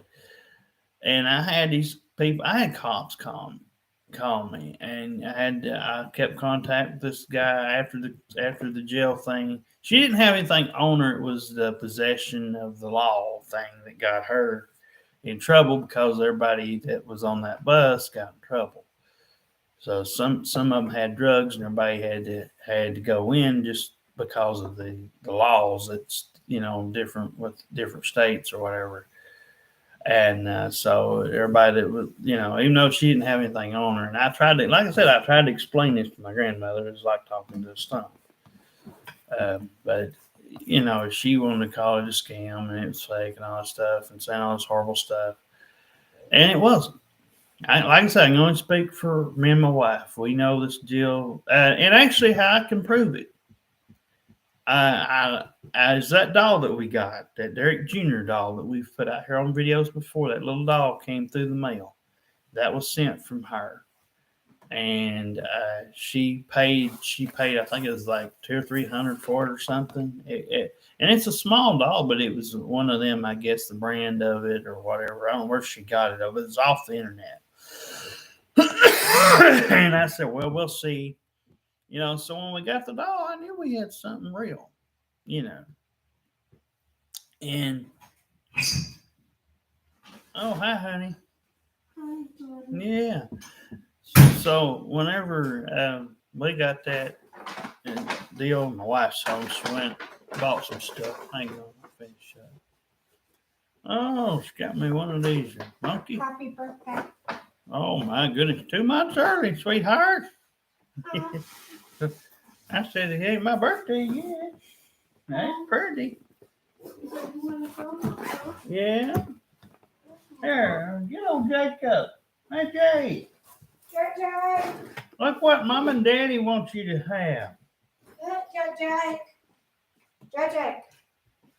Get your lazy butt up. Hey, boy, get your lazy butt up. His head is. Uh-oh. Wobbles. Yeah, that's better. Here, JJ, look. Uh-oh. Look at there. Oh, Girl, man. mutt. Oh, yeah.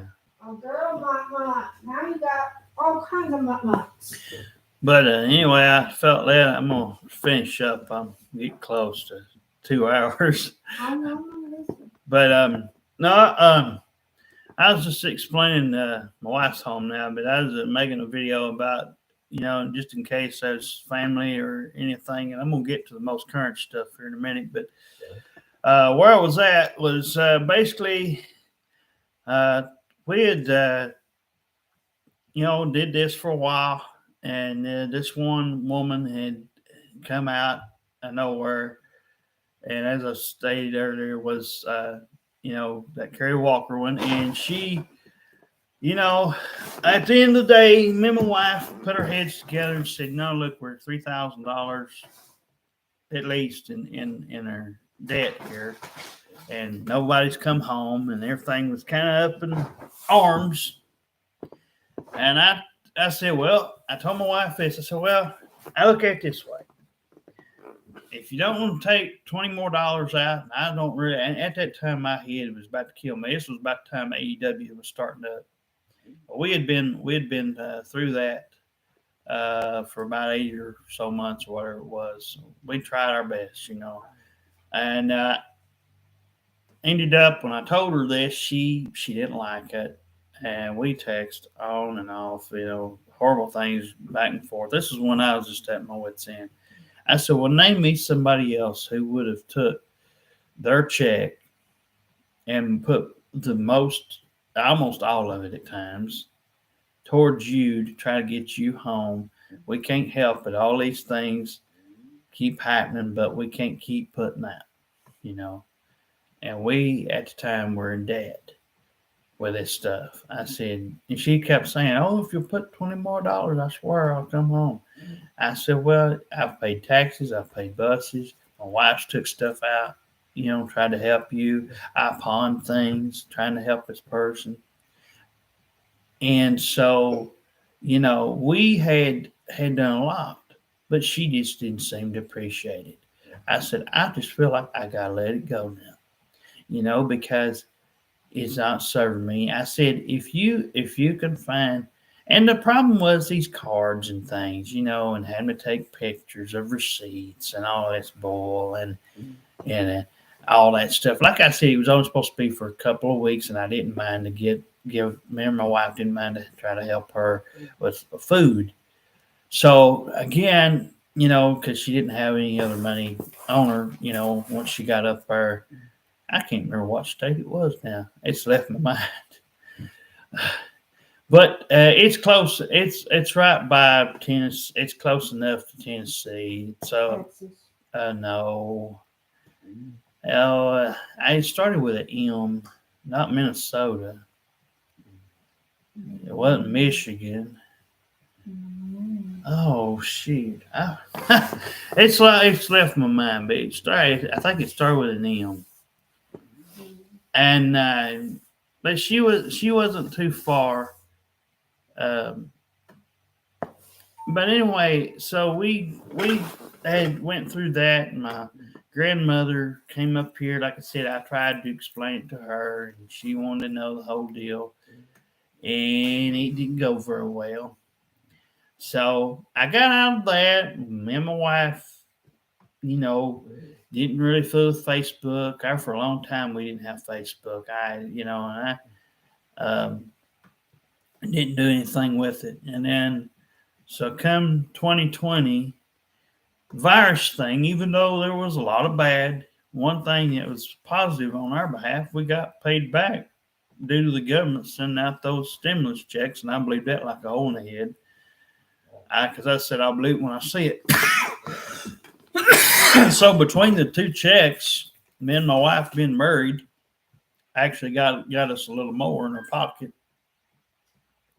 And so we got double. We got the 1,200 turned into 2,400, and the 1,400 turned into 2,800. So we got our stuff, and at the time we had got what we needed and everything. So fast forward, up to last year. Well, actually, I need to back it up. My grandmother, like I said earlier, the last thing I did with her was my stuff with SSI. I told her, we just going to say what you need to say to my wife, and we'll wrap it up. Because I at the time I was not getting. Every time I'd call, I'd have to leave a voicemail or whatever it is, and all that stuff. And it's like trying to get through to see the Pope or whatever. And she just, we had our last dealings, over the phone. And I just, when I get upset, I get upset, buddy. I mean, it just comes out. Whatever comes out, so it comes out. So, it's just me. But no, so I had done away with it, said my piece. The only time I contacted them to do with anything was anything that had to do with us trying to figure out, stuff about, the apartment up here and things of that nature, or, what was we going to do? We had a couple situations where I had to call, you know, my grandmother because they insisted on me doing so. It wasn't my choice. So that's the only time I broke anything that wasn't really that I didn't want to break. And so I did leave voicemail, and then it got, you know, a time or two. My grandmother would use my papa's phone, call me on his, and the last time I dealt with anything that came up like that, I said, look, I know everything ain't going. If nothing happens, nothing happens. We just have to, sit here. We had something we were going to try to get done, or something other, and try to get. Oh, I know what it was. We were trying to get. We were going through HUD housing, and my grandmother again put us in that situation. And I was trying to, um, you know, we went up there, and my grandmother put $6 down, and we went up there. My wife and I filled out all this crap, having to redo everything. And the lady that was up there that day was, not, not up there that I usually like. That usually knows me and my wife a little better than most. She was out doing one of her running around things that she had to have done. So this new lady didn't know my wife or nothing. So my wife put some stuff down, and she saw as red flags, or or whatever. So she didn't know how to take it, and how my wife was trying to mean it, and all that stuff. And so it cost us, but that was the last dealings I had with my grandmother. And so I wasted, Seth's time, gas, and all that. And I quit, and the red flags, this was stuff that my wife was wanting to put on there. It wasn't anything to do with drugs or nothing like that. It's stuff that, she wanted to put on there. Had something to do with if we had a child that we was going to name it Rosanna or whatever. And so there was some stuff like that. She wasn't meaning it as false information, or for them to take it the way they took it, but they just did. And I forget, there was another something or two of those things she put on there. And I told her she should just put me and my wife on there. I told my wife she should just put us on there and left it alone, but it's all right. What's that? A musical doll. Oh, what? Musical. Well, it don't turn on, does it? Yeah. Oh.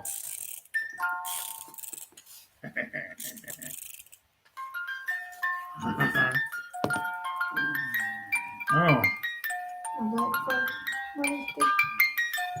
There's a song that. Catherine probably like that. See, she's a friend. Oh.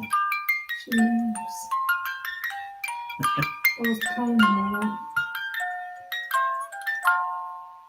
Oh, she's beautiful. Yeah. And I have a doll like that.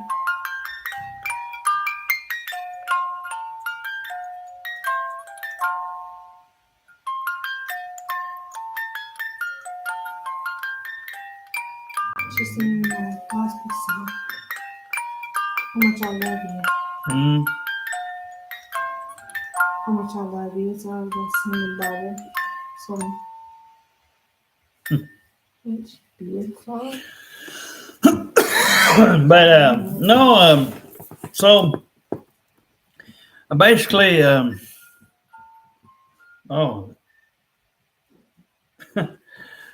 so basically, no, that was my last dealings with HUD and my grandmother all together, because I was upset that Stacy did that on purpose.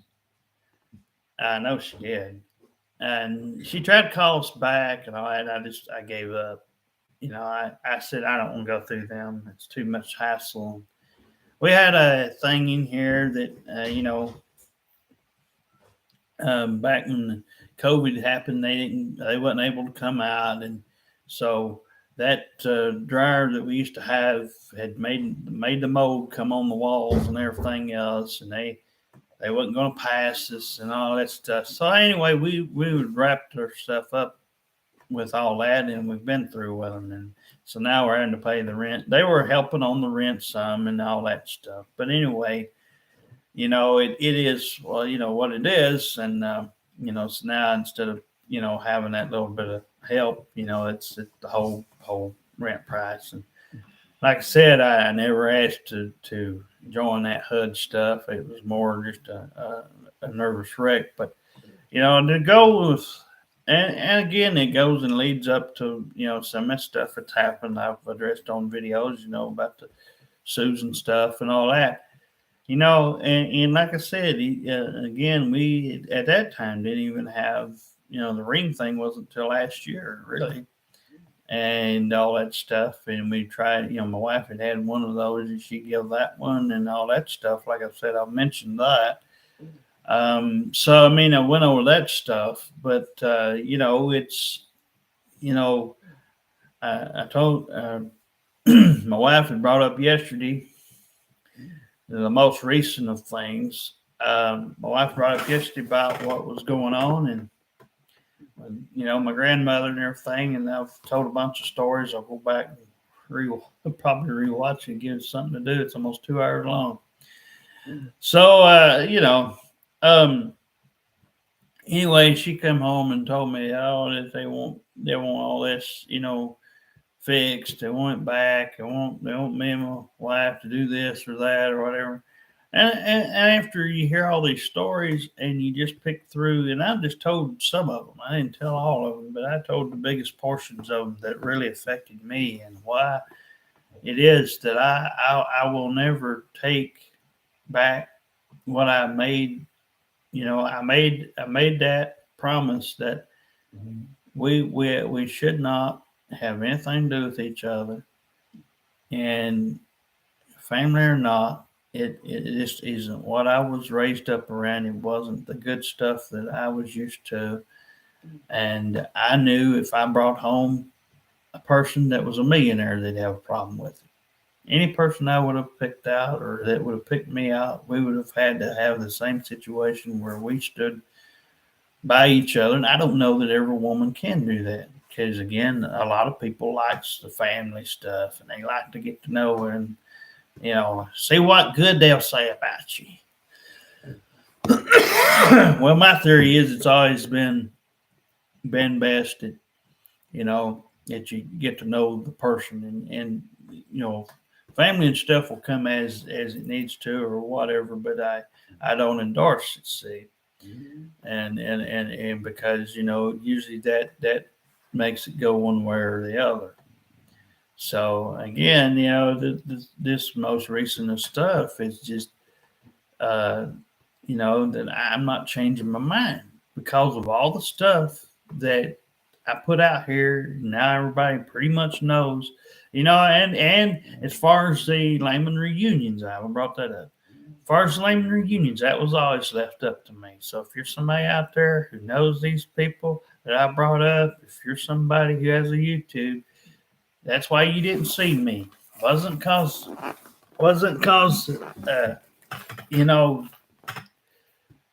yeah, it was left up to me. They didn't just say, "Hey, you're going." Same thing with church. My dad could have took his stuff. He could have took us up there to one of these churches in Cleveland if he wanted to go to church so bad. Anybody could have pushed that button at any time when I was a kid, and anything they wanted to do, they could have done it. We still could have got there at Dots and made time for her. It wouldn't have took much out. It would have made that much difference. Like I said, instead of getting up early at eight something in the morning and getting ready and heading out by 9:30 or whatever it was, and getting up there at Dots around 10:30 or 11 o'clock, it might have been 12 or 1 or 1:30. But you still could have made all that work. It wasn't like you didn't have time to do it. So again, anybody who says it's all this stuff's my fault, or and again, That was the time when I finally gave in. My dad wanted me to go Granny's little church thing, and I gave in. And they were doing this whole thing. I hadn't told this yet, but they accused me of only going to church because they had dinner and stuff that they were going to go out and do dinner. Well, that's them. That had nothing to do with me. I refused right at the beginning of it, and this was 2005, 6 right in there. My grandmother again had the itch to go to church. I call it smirch, but you know, um, but and my dad was like he didn't know what to say. Oh, just I told him, I said, you can't force somebody to go to church. And here I am. I'm in my 20s now. At this point, I'm in in my 20s, and I'm like, what? And this might have been 2005. This might have been a little bit before that. It's like probably 2005 or whatever. But anyway, so all that time I had refused to go to church. And then one day it sprung up on me. I met my wife, in 2011, and she was still going. And so I was bouncing between, Walnut Grove, and I gave my granny's church a chance a couple times. Me and my wife went out to eat, and finally was kind of, sort of, going to try some things out. I tried, all my friend stuff out and everything. So it was what it was. And everything that's come, it just didn't work. So anyway, the church stuff was just simple. I didn't like the way they preached. I never liked what songs they picked out. It's always the same 5 or 10 songs that everybody's heard of. They don't sing all the songs right. They don't read the Bible right. If you were going to try to understand this ghost crap and all that stuff, they don't read it right. They tell story time. A lot of them do, and a lot of the problems with church that I have with church is that I don't like the people that's in it. It's just a bunch of old people, that's past generations that are set in their own ways.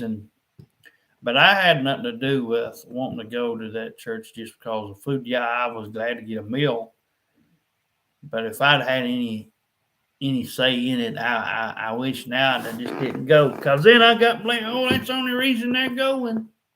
What was I supposed to do? Jump up and down? What was I supposed to do? And my wife, what was we supposed to do? I sat there and I went through the service just like anybody else did there. But my grandmother and them have held a gun to my head figuratively over this stuff and blaming me for stuff that I have no control over. From anything that was ever brought up in my life. So this is basically my life story and the reasons I don't like, my family, and never will be doing anything with them ever again. I said if somebody dies in the family, I don't want them beating and banging on my door, want me to go to their funerals and all that stuff, because I've had it. My head is done. My head's warped with it now. So I figured I'd come out here and make an all-in-one video pertaining to all this. So anything currently is going to stay as is for the rest of the time. I know, like I said, my grandmother, I mentioned earlier, she's about 80, 81, somewhere through there. She just going to live with what she told her grandson. She said she'd rather have them bingo people up her butt. So that's what she got.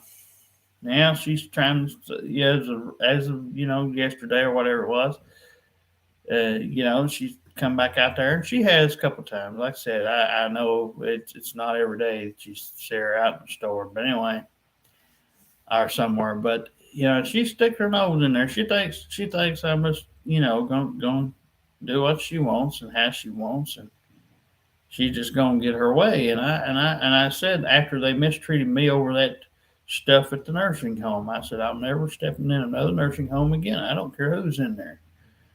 You know, So I have been through a lot with and my wife's been through a lot. Like I said, as far as trying to explain uh, anything to my grandmother, you might as well is give up because I did all that. She just didn't want to listen. Whether it was my wife's doll thing, as I explained on her earlier when my wife was out, or all the stuff I brought up. I've basically give you my life story in these little over 2 hours. So again, as far as recent stuff goes, there's not going to be no future plans of any kind. If we're lucky enough to have somebody find this video or find us, somehow out here something comes up and it shows up, we've got you a ring here. That's why we made this our deal. It wasn't anything against the family, as I said, that like they want everybody to think. I tried to do the best I could with what I was given. But after my dad died, that's when the shit hit the fan. It was too much for anyone to bear. But I'm the only one that keeps Danny's memory alive. And to my knowledge, nobody else ever talks about him except for me and my wife here at the house. If it's up to everybody else, after you die, after a week, it wears. Oh, it's over with. Like I said, they don't share the memories. I mean, you can see it now. I mean, they'll go put flyers on a stone or something for 2 minutes, 3 minutes, whatever. They don't care about it. They don't care about Danny now. It's sad. I mean, I can tell you this because this is what this video is all about. Just getting everything out of the way and everything. This is exactly what I know is to be fact. They'll tell you different. And they'll tell you, just like, any of these stories I brought up, from the, my mom one time called me up, wanted me to know about her and Oscar's problems, and wanted me at one time she mentioned she might want to stay with. I said, well, you can't stay with me because I live in an apartment. I said, you wouldn't be able to stay but a week or two. And and so, like I said, I don't know whether my mom and them ever got into it physically or not. It ain't for me to decide. I was never around it. I know they got, stuff was going on between them. My brother would come up and tell me some stuff that went down. I know my mama almost killed my dad one time, chasing him like some idiot. And if she'd have killed him then, I would have never forgiven her and definitely would have never had anything to do with her. This was 2007-ish or so or something, because it was whenever Darren, she threw one of her big fits down there, and he locked himself up in my dad's Bronco one time. And my dad, this was a trip I wasn't at. I was up at my my grandmother's, and she blew her big top over my dad trying to go by the law, because you have to have a seatbelt for everybody in the car. And she wanted Angie's fucking little brats to come down there and for some reason be a part of some party she's throwing for somebody. I don't know if I don't remember whose thing it was or what was going on exactly now. It's been a while. But I even caught hell over, speaking of something my mama held against me too. Granny Diane passed away, and Darren had called me, said, Mom wants to know if you're coming to Granny Diane's funeral. I said, no, I'm not coming to Granny Diane's funeral. I said, I'm up here in Decatur.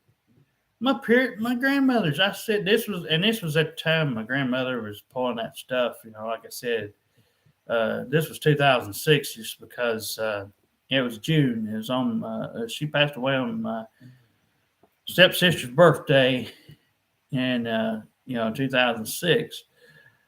But no, I caught hell over that. They like to never got over that. Oh, we've had a whole week of stuff. We just figured you'd come down here.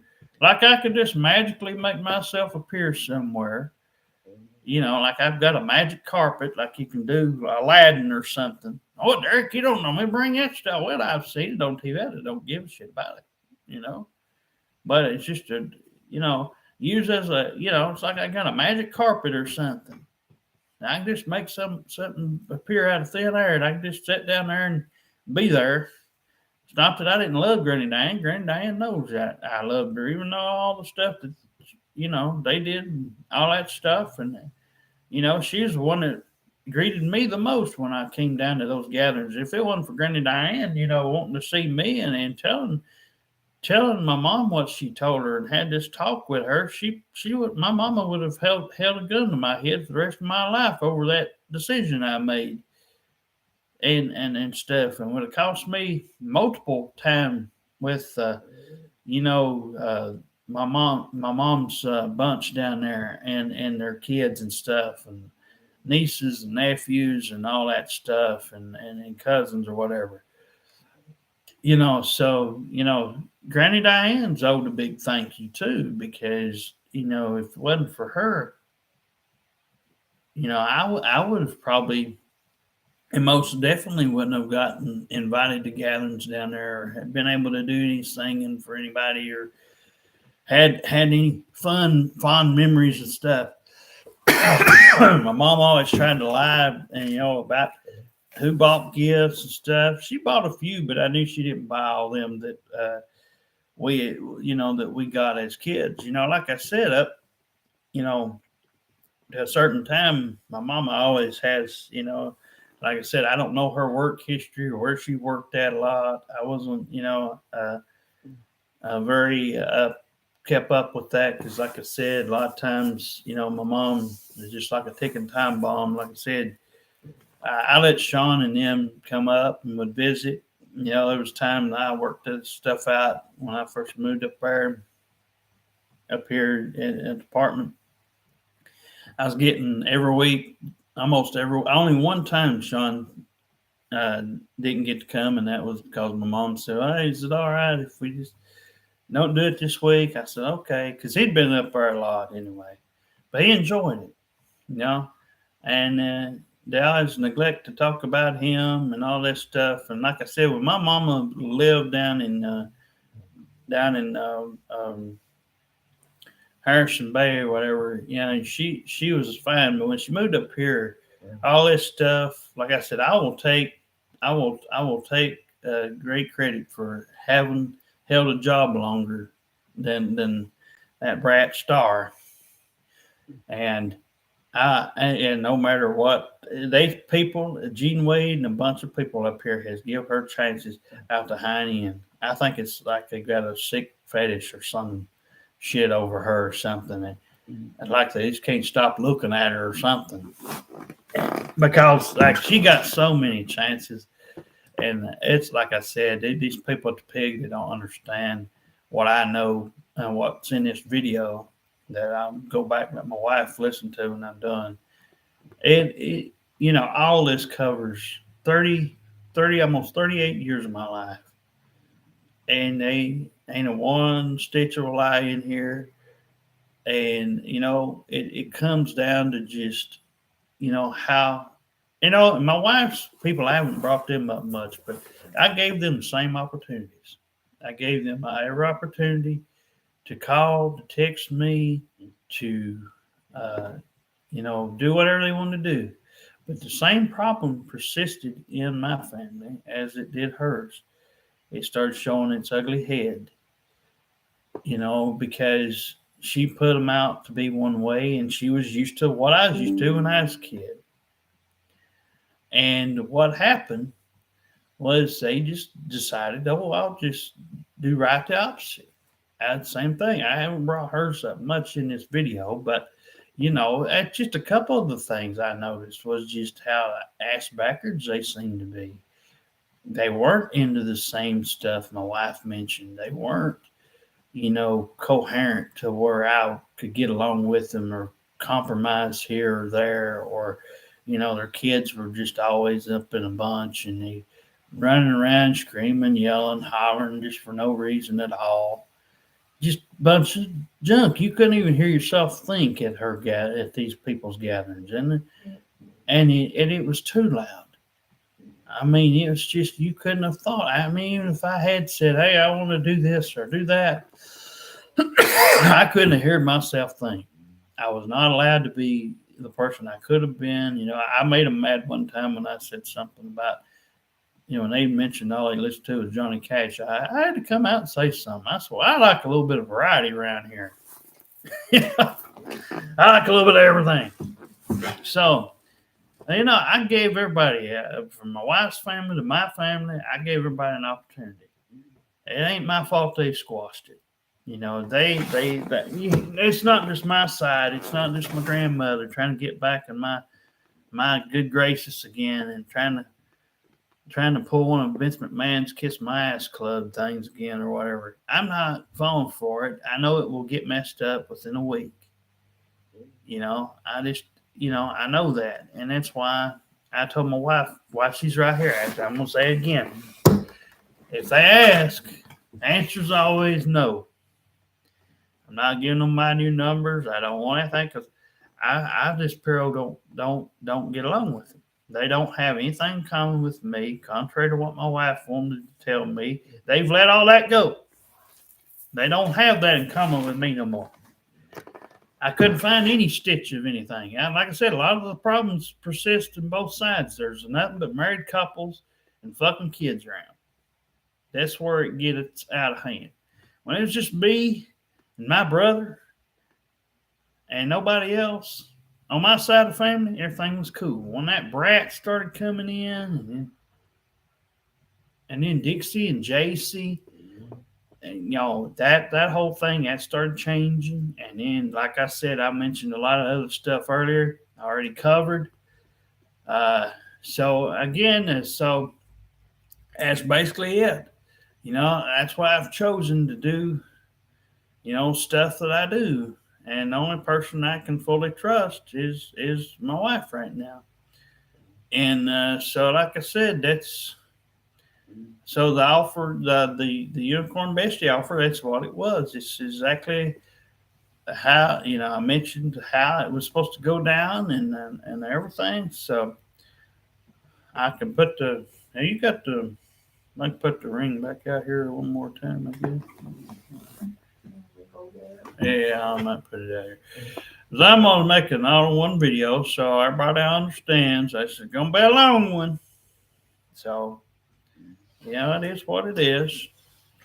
But, I'm going to go back and when I get done in a little bit and watch this video again, it'll be something to listen to. And it'll be something to kind of just, understand and take in. Because, I won't put this out there. So if there's somebody wants to know, but no, this is what I'll show. This is what's on the front of the box, and then this is what it actually looks like. But no, my wife, and I came up with this deal. It wasn't to hurt the family. I'm gonna say that's what she said. It wasn't to hurt the family. It was to give space and time for them to go do whatever they wanted. Yes, it's not normal. Like I said, it's not anything just anybody's going to understand or like it. What, you already married, well, yeah, I know. But like I said, we were going to take them in as family and we were going to treat them as one of ours. To be like a step mom or step dad kind of deal and everything. And it just, they never seemed to understand. Anything you tell them, it was night and day difference between my family and my dad. My dad, you could have brought almost anything up, and if he didn't see it right away, he would come back. The few times I had any dealings with him, and one time I don't know what it was, but I wanted to stay up there at my grandmother's. For some reason I didn't want to go down, and I just wanted to stay, and for some reason or another, he's persistent and like, oh, come on, you'll have a good time. I don't remember what happened. It's just something I had a bad time down there. I guess it was the last time. I guess when I went down to and got us in trouble with the little brat about got us in trouble over stuff she was doing, and so I guess it was that next time when it come time. That's when I said, I hid under the table for the longest time, and I wouldn't come out, but.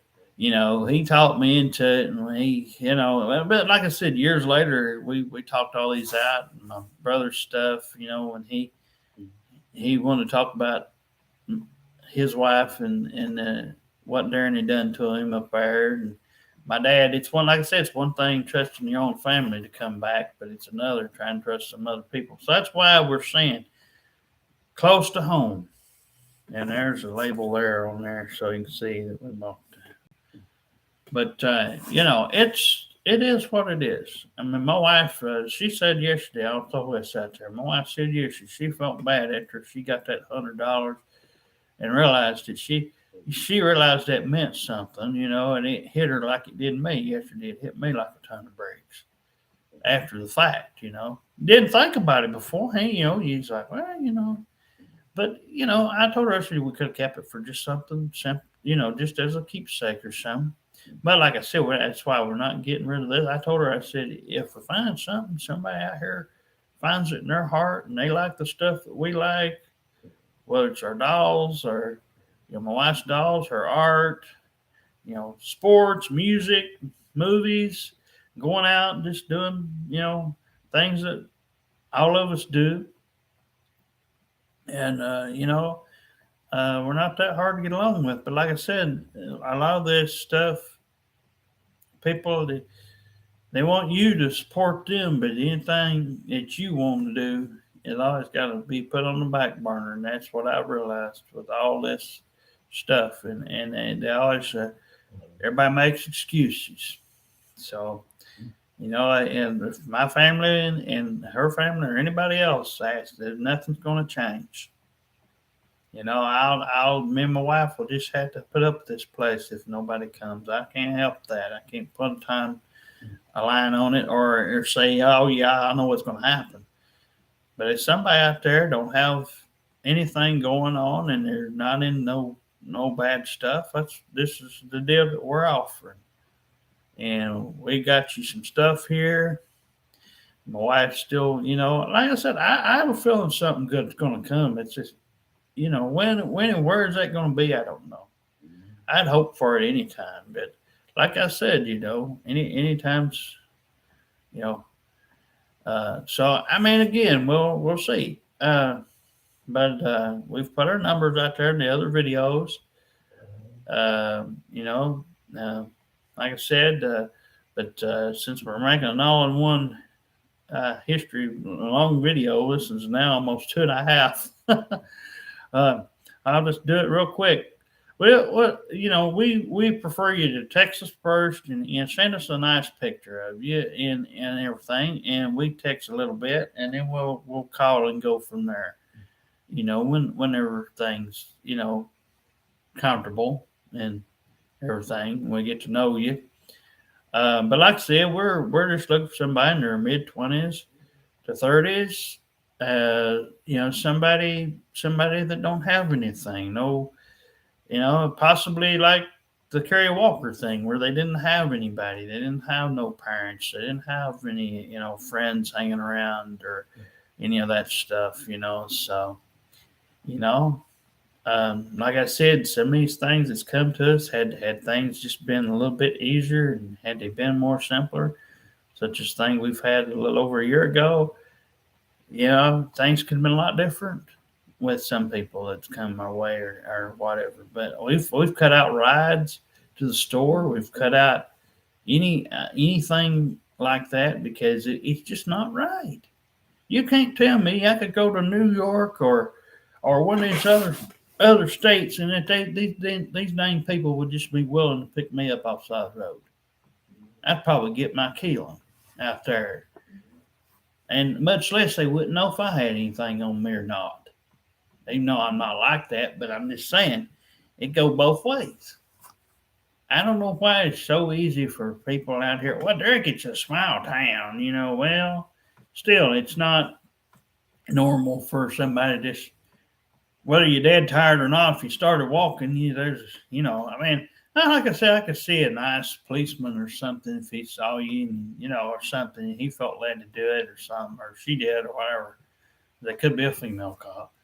But, if they felt led to, and they could do it or something, it was a spare time or something like that, or if it was somebody we knew, okay. But I'm not up for, people, playing these games anymore and all that stuff. So, if it's somebody out there that wants this offer, and like I said, we like to do a little bit of everything. It's like I said, we watch game shows and things like that too. And she watches her Lifetime, and we like anything music wise, anything from 50s to mid 2000s, somewhere in there. And we listen to a little bit of everything, all genres, not just one certain thing.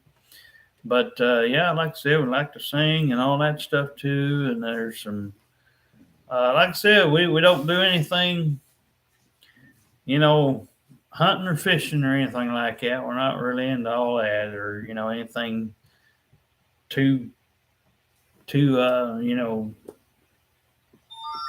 too you know risky.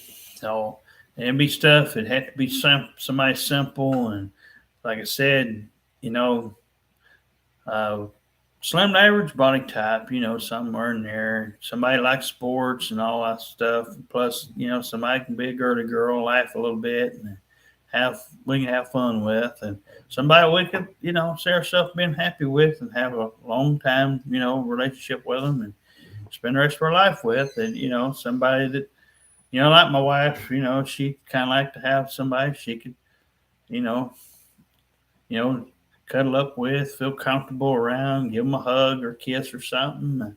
Like I said, me and my wife will make out occasionally or something like that every once in a while, but it's not no big deal, and it's not every day.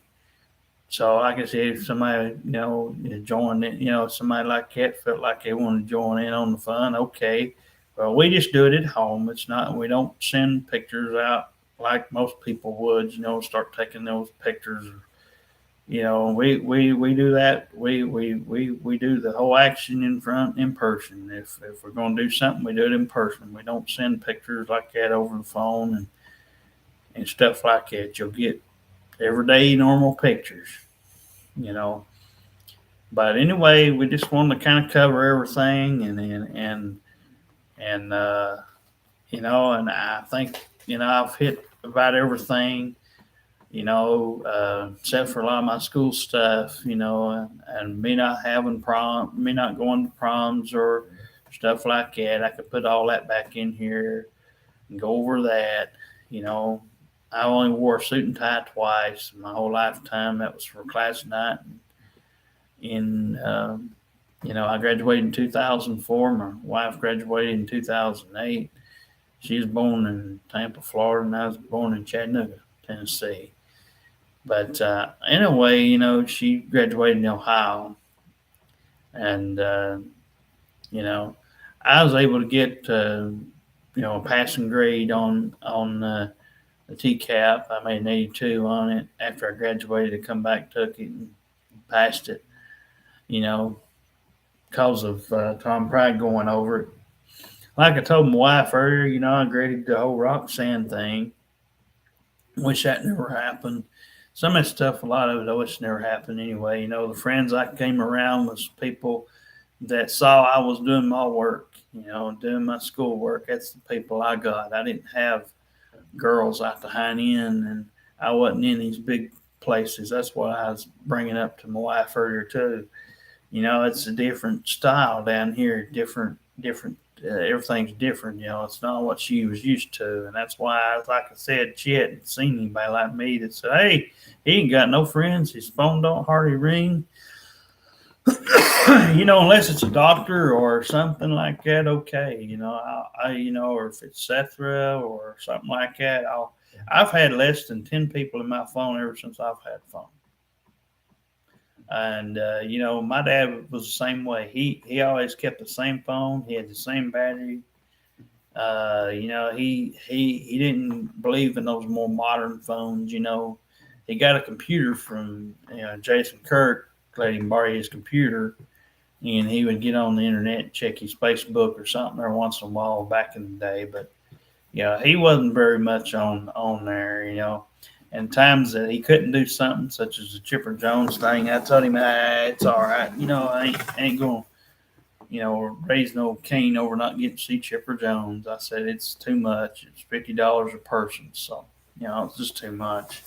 But no, I mean, I've been to some things, been to some wrestling stuff. Had an old wrestling buddy I used to go do some stuff with and all that. But like I said, as long as, and that was the thing too. I always, as long as it was some guy or something, it seemed like my family was fine with. But when a woman got involved or something, it's like, oh my God, I'm just so jealous that he's finally getting some attention. That Regina or Granny or whoever wants to fall out, they get jealous because old Derek wanted to take a couple of chances and see where it led.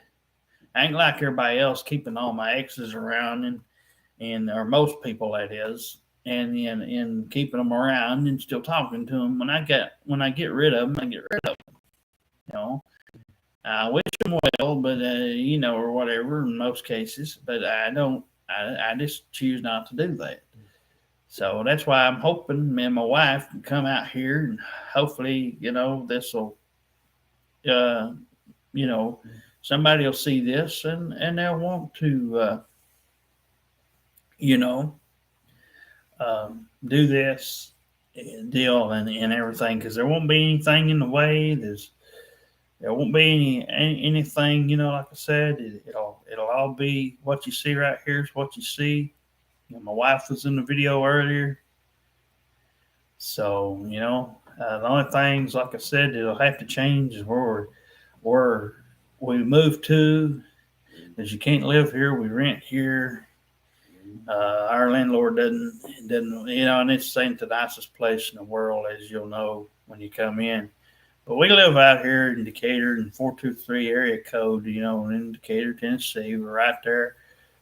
We're actually on the main road. It's Goodfield Road, but you have to turn into our driveway. It's 182 Brown Street. And if you notice anything, if there was to be these people with a camper or a trailer, just ignore that. That's them drug addicts down. We've had problems out of them in the past, and they hop and skip around, and everything else. And they're not worth mentioning hardly at all, but they know who they are. That's just people that our landlord just let have that little piece of property on this side over here. For what I don't know, but it's the most annoying thing. I've said my piece in the past on that and everything else. I just tell my wife don't pay no mind to them. Just walk on. When somebody yells at, and she knows it's one of them, just keep walking. I say if they make you have to push them out of the way, or if they make you have to get that way, make sure it's in that context. But I said otherwise, don't just keep walking. And so anyway, I pretty well covered everything, that I can pretty well think of. Yeah, I think so. That it means a lot to me. Now, as far as kids go, I'd prefer calm kids over rowdy kids. Of course, I really ain't looking for somebody with kids. If I was going, if there's going to be any kids, I'd hope they'd be of my own choosing, or have something with me in it or something. Whatever, if our unicorn wanted that, but I just because I can't guarantee kids and family and friends and all that. So if you've got all that, I'd prefer you not take interest in it, because we had somebody up here that just thought the world of what they already had going on, and we just couldn't seem to fit in. So we tried to lend our hand out, tried to, you know, do what we could for this person, and she just wasn't able. Like I said, that Susan one, she just wasn't able to be treated the way, because she had been mistreated. And as I said, I won't go into a long bit, but she had been, you know, she'd gotten herself into some bad deals on her own militia, and she made some bad choices in it. She still had a lot of her bad memories, and for some reason, she wanted to start going on all that, and she just didn't want to listen to what was right. But then would come back later and tell me, "Oh yeah, Derek, you're right." And then so she argued with me over nothing. She just wanted an excuse to get out of what she put herself in. She wasn't happy. So again, if you're not going to be happy with something, don't put yourself in it. Not just somebody out there for us that could possibly be out there, but somebody, if you're going through something like this and you can see signs like I can, I would advise you get rid of it as soon as possible. Don't give them 2 or 3 chances. Don't give them a second chance. If you know in your heart, if things don't look right and you're getting red flags, get rid of it. Do something else, or go do, maybe something else will come along, like we hope for and stuff. But did you want to put something on? Okay, you sure? Okay. Well, I'm at almost 2.5 hours, or well, actually, 2 hours and 36 minutes. So, there anything you want to say something? All right, all right. Why? What? Urgent medical. Oh, and the trash. Oh, let's see if we can make one. Let's see what we got. Oh! Oh, that's cool. Oh, and always how it goes over now. Well, but something about some medical recall junk. But anyway, I guess we'll get off here. I just kind of want to go over everything and just kind of put this out there. Since my wife had brought it up, so if anybody sees it, this is an one-on-one video. So anyway, we'll see you later.